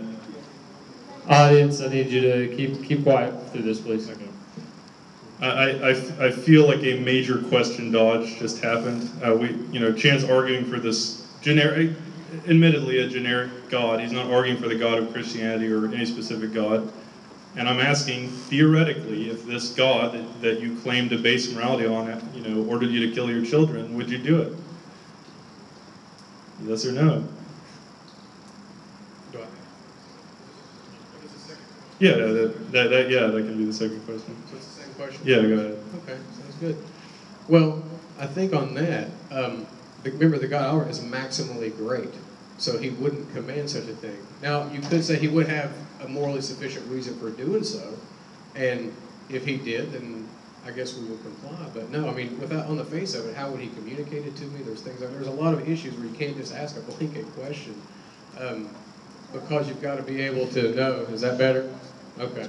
So you've got to be able to know how we're getting this revelation, where it's coming from. There's a lot of factors other than just giving a simple yes or no answer. There's lots of questions like that. And like I say, it's not a dodge. It's something that just takes more time than we can really flesh out here. But we can discuss that. To respond to your question, here's the issue: is that insofar as you're saying, well, God wouldn't order that because that wouldn't be maximally great. That's your opinion. I mean, now you have created a standard outside of God in which you're saying God has to have these particular characteristics before I worship him or before he's good. But you've defined goodness as whatever is coherent or corresponding to God's character. It doesn't matter what you think about goodness. Your opinion is totally irrelevant. So insofar as you say there's a standard of goodness outside of God, you're making my argument for me. Okay. The final question, what gives God the authority? I mean, you said over and over, God has the authority and blah, blah, blah, but just because God is powerful, I mean, just because God can torture us or punish us or do horrible things, I mean, isn't that just might makes right? You say that, your whole argument is based on the idea that God is a competent authority, but I've given many reasons to doubt that God is a competent authority. So, how does the ought even fit into your argument? Why should we even follow that authority? Say it was Allah. So we could all see why we wouldn't want to follow that authority. Well, and I agree, and that's what you do when I talked about earlier in the debate when I said that's when we look at secondary issues and whether this authority is competent, right? But what I'm talking about is, could this be coherent? Because remember, there are certain properties and intrinsic things a proper authority would have to have. And if a being is maxed out, he has all those great-making properties that you're wanting to affirm.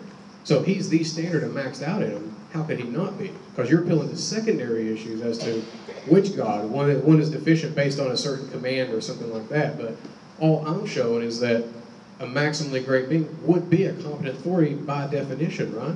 If he's got these great making properties and he's maxed out in them, whatever property you would suggest that would be good for an authority and make him competent, he would have.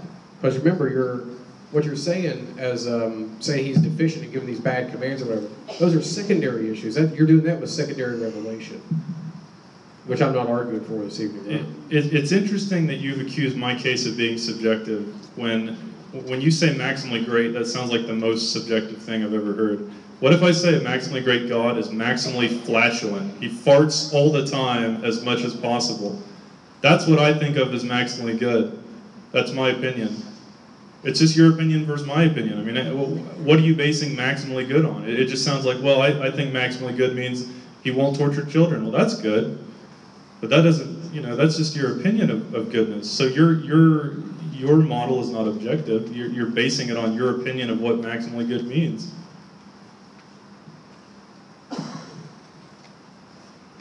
Well, maybe we should have extended that a little bit. I felt like that was a little too short. I also want to talk a lot, but I'm not allowed, so I have to leave now. So what we're going to do right now is move to our closing statements, and then now listen, I want you guys, during these closing statements, please be listening to the talker, but also simultaneously, I want you to be thinking of questions to ask.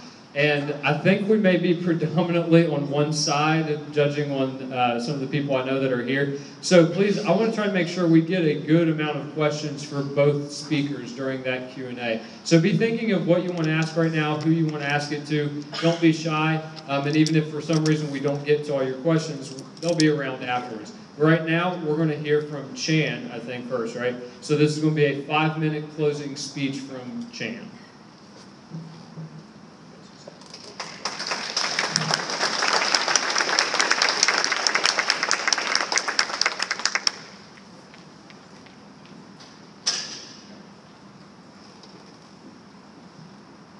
All right. So just to wrap up this evening, what I'll do is I'm going to do a brief recap of my case so far, and then kind of gesture in the direction that I think we could all go to maybe look at some of the stuff Adam suggested tonight. So to conclude, remember that our moral experience requires several things that are in need of explanation, and I think we've seen that theism can adequately account for each one of them. I don't think we've heard any comparably good reasons that atheism can account for. Number one, we've found that we have objectivity. In other words, these moral truths obtain independent of human opinion. They're not dictated or determined by us, which is what I've heard from Adam this evening. We've got objective moral goodness, as God is the locus of these moral values and duties. He is the good. We've also got what we can ground moral obligation. Our duties, remember, they have to obtain between persons. On naturalism, that's completely impersonal. You can say they're societal, but remember, we noticed that gives you subjectivity. Now you've erased the objectivity of these obligations. Right? So we also seen that we can count for the immateriality of these on a supernaturalistic worldview. We can count for their oughtness. We can count for not the guilty feelings, which Adam mentioned earlier, and I actually mentioned earlier in my opening statement, but also objective guilt that incurs from this. And also sociability, the relation between persons. And I gave the example of the old lady, helping her across the street. And we also have a proper authority. Now, Adam keeps trying to press on authority for reasons for why to think this is good, but remember, we're just testing this model. I'm not arguing for any God in particular, right? We're talking about a being philosophically that we can reflect on, just as St. Anselm, who has maximal greatness. In other words, any properties that are deemed to be great making, he is the standard for those properties. And that's what I'm offering this evening. So, given that, if you think that this deep-seated moral experience is best explained by theism, what I would do is encourage you to take the second step, which is what Adam has actually been hinting at most of the evening.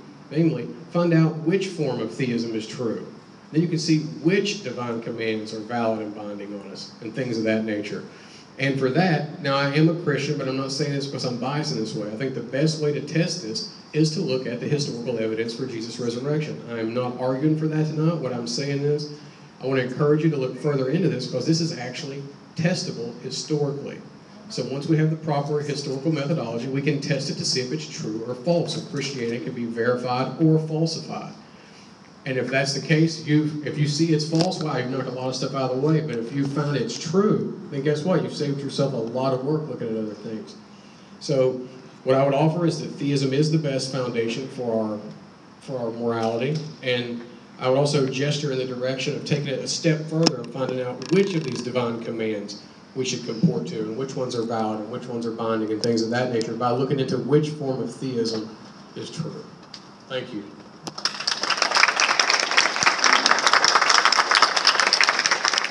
Adam, you're up.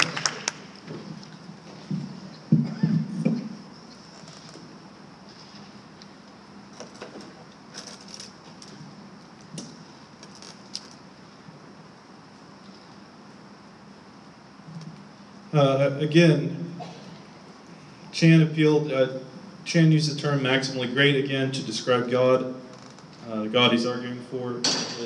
Again, I don't see how this is anything but totally subjective. He, at no point in the debate even attempts to explain what maximally great means. It could mean maximally flatulent, right? I mean, without further explanation, what are, I mean, maybe he didn't mention, he kept saying maxed out on all these things, but what specifically, and why, again, why should we think that God is maxed out on? I mean, first of all, it's subjective what you would even think maximally great things are, but why should we assume he has them? He gave no reason for that. Maybe he says it's off topic, but I think it's an important question. If he's arguing for a maximally great being, he has to give an argument for why God would be that. All 7 of my problems, I think, still stand. All 7 of my problems with his model. The problem of convenience, that even if the model works well, it doesn't mean it's true because it relies on a supernatural dimension. He never argued for the supernatural. He never gave any reason to think that there's souls or heaven or hell.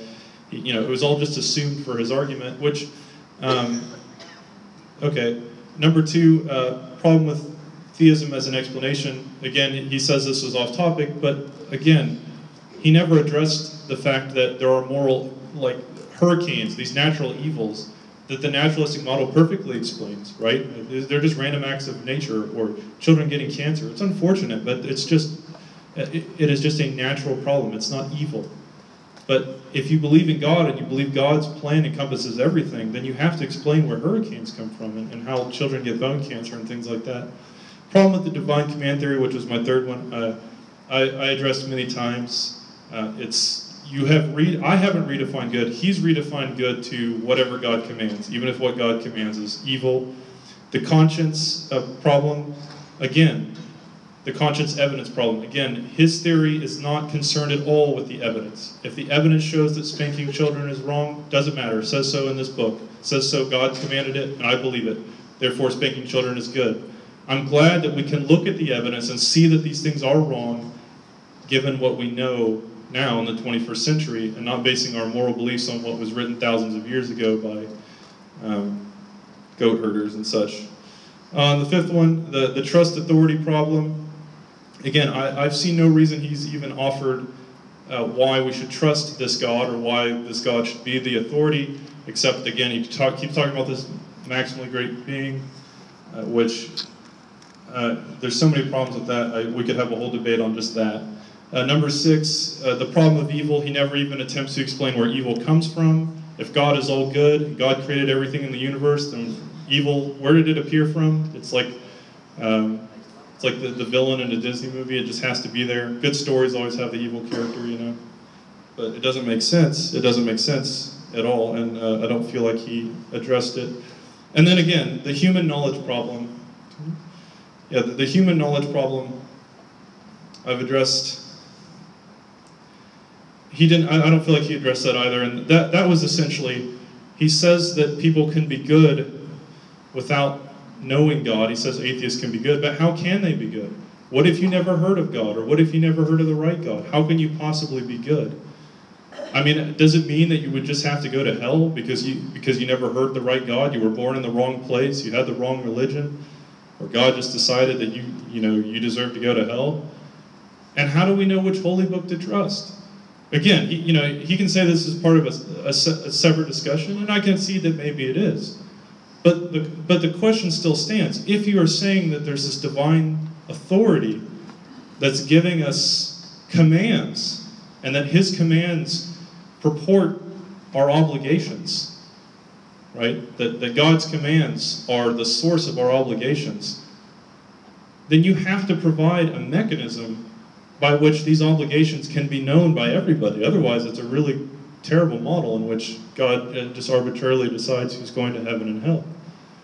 And so again, I don't feel like any of these 7 objections with Chan's model were rightly addressed.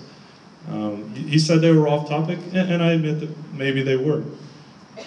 But I still think that a model that uses science and reason and intuition, and that we can have a say, we can use science to understand the difference between right and wrong, is much better than any model based on religion. And I encourage you to read any holy book that you believe in, from beginning to end. Thank you very much.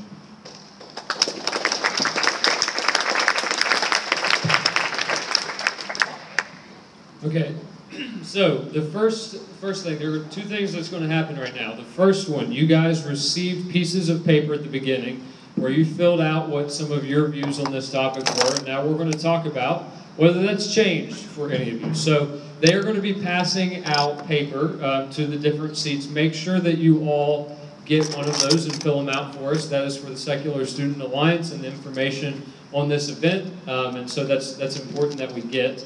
And now we're going to do a Q&A, and what I'll need you to do is specify the person that you were wanting. Actually, you know what? I'm going to specify it for you, and then I'm going to make you trade mics between the 2 lines. If you want to ask Chan a question, then you are going to stand right here on this side, and we'll just make kind of a double line right here down the aisle. Are you guys okay with that? Okay, so we'll make a Chan line right here, and we're going to make an Adam line right here, so that way we make sure both people receive questions. And listen, to the questioners, I'm going to warn you right now, people are getting restless and they want to get out of here. So if you can't ask your question within a minute, I'm cutting you off. And you guys, answer the question, but don't elaborate on a bunch of extra stuff. And then we're going to let this go for 20 minutes, and then after that, if you want to ask them questions, they'll still be around and be willing to answer, but everyone else is going to be free to go and go home. So we're going to start out with a question for Chan. Hey. Hello, Chan. Hey, how are you? From the very beginning, you had spoken a lot about objectivity. Sure. How theism was based on objectivity, but there's not a direct legalistic concept there. Okay. How does not the concept of grace that's exercised in the Christian religion negate the objectivity that you talked about? I guess I'm not understanding because when I mean objectivity, I define it as valid and binding, independent of human opinion. So I guess what would be the relationship you're offering between grace and... For example, the concept of someone doing something terribly immoral, but at the end of their life, before they're executed, they repent, and then they're given salvation. Oh, sure. How does that not negate the whole concept of objective morality? Sure, and that's a great question. I think the way on a Christian model that would work out is you have a Trinitarian concept of God, right? And I'm going to try to do this quickly as I can. You have a concept of God who's not just one being, but he's 3 persons in one being. Does that make sense? He's 3 persons in one. So if a cop gives me a speeding ticket in my car and he pulls me over, he's one being who's one person. So if he grants justice and justice is served, he gives me the ticket. Or he can let me go, right? So he's foregone justice to grant mercy. Now, on a Christian conception of God, on a Trinitarian model, you have God the Father who sends God the Son, who voluntarily lives a life and ends up being punished so that God's justice is satisfied in the punishment of Christ, and it can be granted freely and applied as a gift to those who are guilty, even though the guilt has been put on Christ instead. Does that help answer your question? Is that sort of what you were looking for? Okay, I'm sorry. And you can talk to me afterwards if I messed it up. I'm sorry. So I have kind of a 2-part question, partially for clarity. How are you defining well-being? Because I think we can all agree that there are situations where we've seen individuals or societies make moral decisions that are based a lot more off of happiness or gratification than what I would consider well-being, so I would like to know how you're defining that. And in instances where, let's say it's not something big, let's say it's something more neutral, like not murder, not stealing, whatever, what happens in situations where what is good for my well-being is bad for his well-being? Those are good questions. I really like those questions. This mic seems kind of low, but I'll try. If I talk in both mics, no. Maybe this one's better. Okay. So I would define well-being as that which leads to the greatest amount of human happiness, or the happiness of conscious beings. And I kind of look at it from a ground-up perspective. You have to start with the individual and then work out to the society. And the reason why is, if the individual is not happy, I mean, if the individual is depressed or unhealthy or suicidal, how can they contribute to society? I mean, you have to start with the individual and then work outwards from there.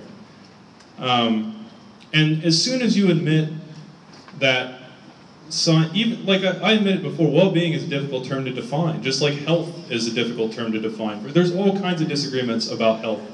And this is why I feel like America is so overweight, myself included, because no one's telling us what's the right thing to eat, right? It's like these people are saying, eggs and bacon are bad, you shouldn't eat those for breakfast, and other people are saying, well, no, you shouldn't eat sugar for breakfast, you shouldn't eat apples and all this for breakfast. But anyway, well-being can be mapped to brain states.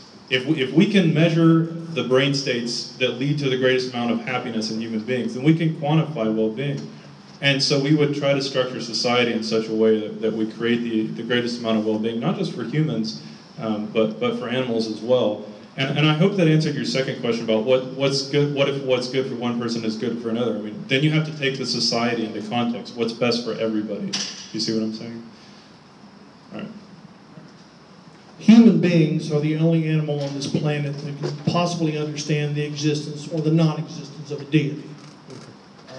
Elephants, chimpanzees, porpoises, among many other animals, have been proven to show states of morality that have improved the lot of others to decrease the lot of themselves. How can you describe that? How can you explain that, since they have no concept of any kind of a deity to prove to them that what is moral?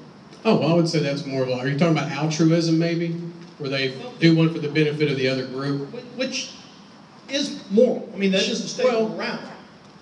Well, it's not a standard. I would say it comes from within the herd morality, and I didn't object to that. I would say that on naturalism, I would say whether it's with us or them, whether we recognize it or not, I think that morality would be a product of what they deem to be moral goodness or moral badness. It wouldn't be an objective goodness, is all I was saying.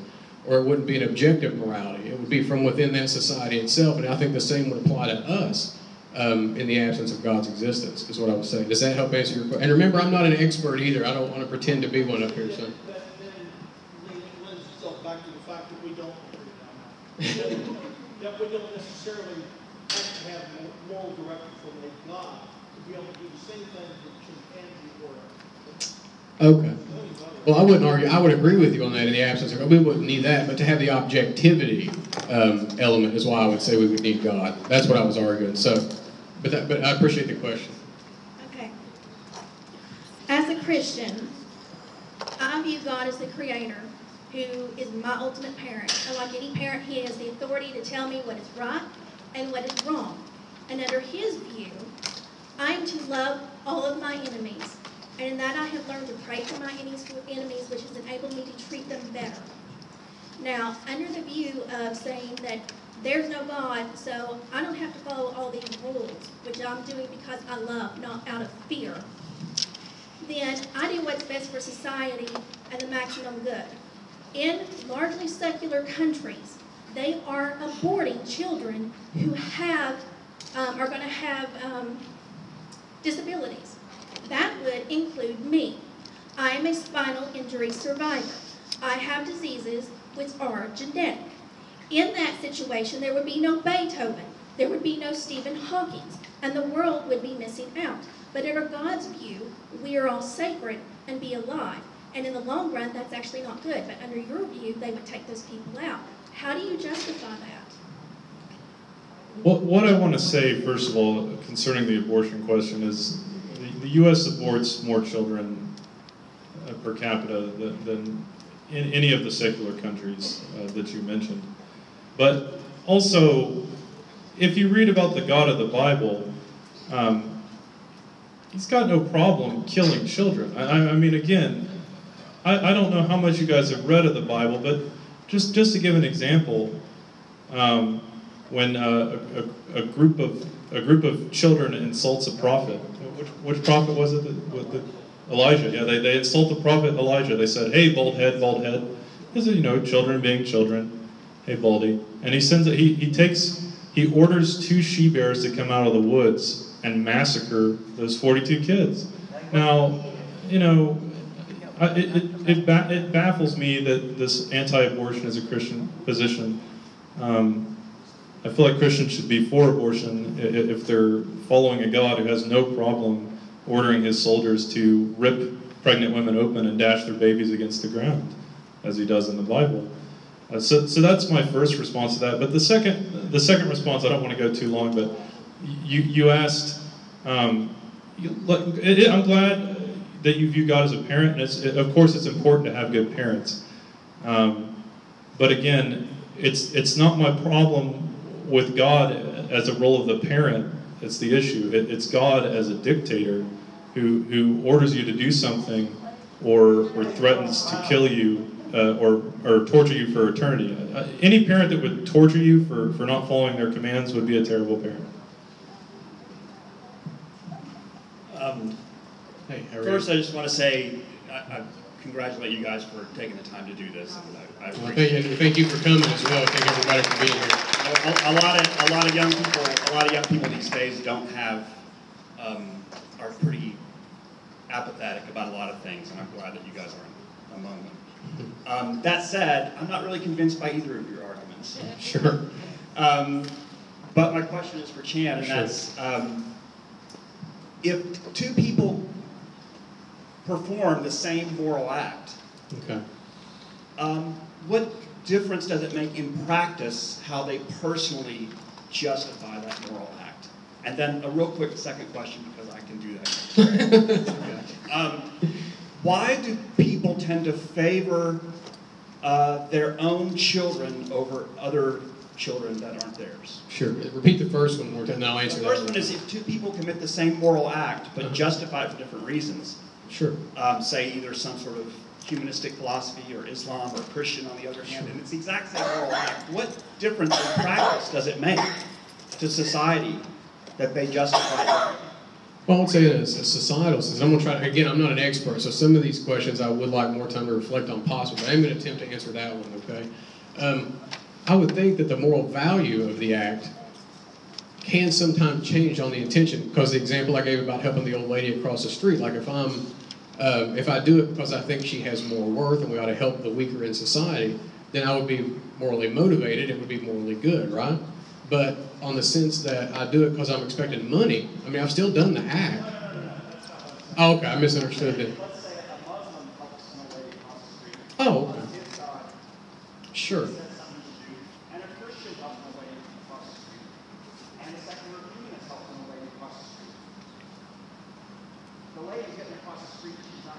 Exactly. So what difference does it make in those 2 cases in practice? Well, the moral value wouldn't change on that. I would say they're all good acts. I wouldn't argue that a non-Christian or somebody believes had a different religious system or something like that couldn't commit a moral good. That wasn't what I was arguing. In that sense, yeah, now there would be some commands that some couldn't keep. Like if God existed, you couldn't keep the first commandment, right? But those are secondary issues, right? But I understand your question. I appreciate it. That I haven't studied. I would have to study before I respond. I've not studied that. I don't know. I haven't found that in anything I've studied in the Bible, but it might. It possibly could. Awesome. Yeah, that'd be great. I'll meet you. I'll meet up with you after. See, he's an evolutionary biologist. He gave a presentation not too long ago on evolution and science and all. But the answer to his question, why do parents favor their kids more than other people's kids? It's evolution. That was the answer he was looking for. Just so anyone knows. Anyways, love you, Dr. Mays. You're the best. So, you're saying that morality more or less equals well-being, and there's numerous scientific studies saying that proving that soldiers and benefit as more effective soldiers from using harsh techniques in their training. And so I can attest that during my training, my well-being is not very high at all. Would training effective police officers and soldiers be immoral, and aren't these two fields that we'd expect more morality from, or then use moral judgment? I think that when we discuss well-being, we generally mean long-term well-being. Thank you for the question, by the way. For example, there's a growing movement of science deniers who think that vaccines give people autism, give children autism, right? And so they're afraid that vaccinating their children can lead to this long-term illness. Of course, there's no evidence for this, but a lot of people believe that.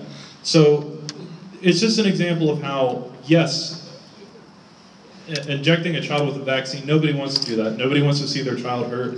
Nobody wants to see their child in pain or screaming. And insofar as I've been through basic training. Yeah, it was a really horrible time in my life. I had to go through the gas chamber, the tear gas chamber. And yeah, I had to clarify there.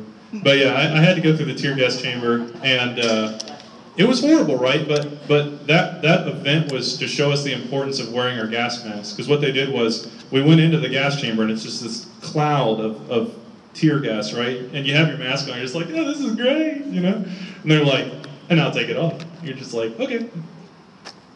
You know what I mean? And it's just like, you can't breathe, and you got snot pouring out of every orifice you can think of, and you just want to die. But it was important for them to teach us that, and the reason why is because we needed to know the importance of our gas masks. If they had just said, oh, wear your gas masks, you need them, maybe most of the soldiers would have been like, whatever. But then when we're in actual combat, and someone sends mustard gas or some kind of horrible bioagent, people wouldn't have known how debilitating and deadly those can be. So I think that we have to look at the long-term well-being anytime, and that means that sometimes there will be harm in the short term, like taking shots or drawing blood or training soldiers, etc. My question is actually for both of you, if that's okay. Okay, it wasn't really something either of you mentioned, but how do either of your theories explain the differences in the opinion of morality throughout different societies? Like one society saying this is morally bad, another one saying no, it's fine, or one saying it's good, the other one saying it's totally irrelevant, it's not moral at all. Okay, so my answer to that would be that the basis for morality is in evolution, right? So that evolution provides the framework, and we can see this in other animals because we can see acts of altruism in other animals, that evolution gave us these kinds of moral intuitions and moral instincts, like loving one another, having empathy. And the reason that did that is because, again, 99.9% of species that have ever existed are extinct. If human beings really were evil, the way a lot of religions claim, oh, we just want to run around and kill each other, it's our nature to be evil, the human race couldn't have survived. We just couldn't. We had to work together. We had to be designed to work together. That's the only way. And so, but that only goes so far, right? Because what I would say is that in each culture, you see some similarities. Most cultures say that murder is wrong. Most cultures say that stealing is wrong. Now, that may only apply to their culture, and in the out-group, forget them, you can murder and steal from them as much as you want. And which is why in these holy books, they're very tribalistic. The Jewish people, for example, in the Bible, they don't have any problem murdering other races. But again, that is so evolutionary. You can see how animals stick in packs and how they kill other tribes, etc. This is why we have to go a step further and apply science to it so that we can come up with a universal standard for morality. And so we don't have all these different cultures disagreeing on the difference between right and wrong. So the question is why the different cultures vary on morality. Was that the question? Why do they vary? Well, I think there's all kinds of different reasons we can look at as to why they differ. I think the question I was more interested in is, is there a standard by which we can judge whether one moral practice is considered objectively wrong or objectively right, or what's obligatory and what's not? And certainly these things can differ from society to society, and unfortunately they do. But then, like I mentioned in the example with Hitler, now when society determines what's good rather than adhering to some objective moral standard. Now, most of these societies do at their core, like Adam said, there's a lot of overlap. Like they think stealing is wrong, or adultery is wrong, murder is wrong, and things of that nature. But at the end of the day, when society determines what's going on, you can get things. Now, I don't think every society will break down. It just depends on the society. It's society dependent. We've got to analyze it based on their own merits because, and apply it and compare it to an objective standard, sort of like the World War II situation with the Nazis. That society, by believing certain things, got to where it was morally good to exterminate Jewish people. And that's obviously objectively morally wrong. We would say that. So while there are some differences, I think, you know, there's a lot of overlap as well when you take this on a case-by-case basis and just analyze it.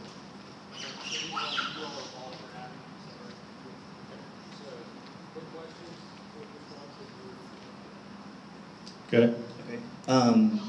You defined your basis for morality as flourishing for humans, right? Is that for conscious creatures? I mean, I think animals are important too. Okay. Yeah. So, I mean, I guess you can play what if games, you know. Yeah. I mean, yeah, we can talk about like a thought experiment, you know, if you want. So, what if an alien species came to Earth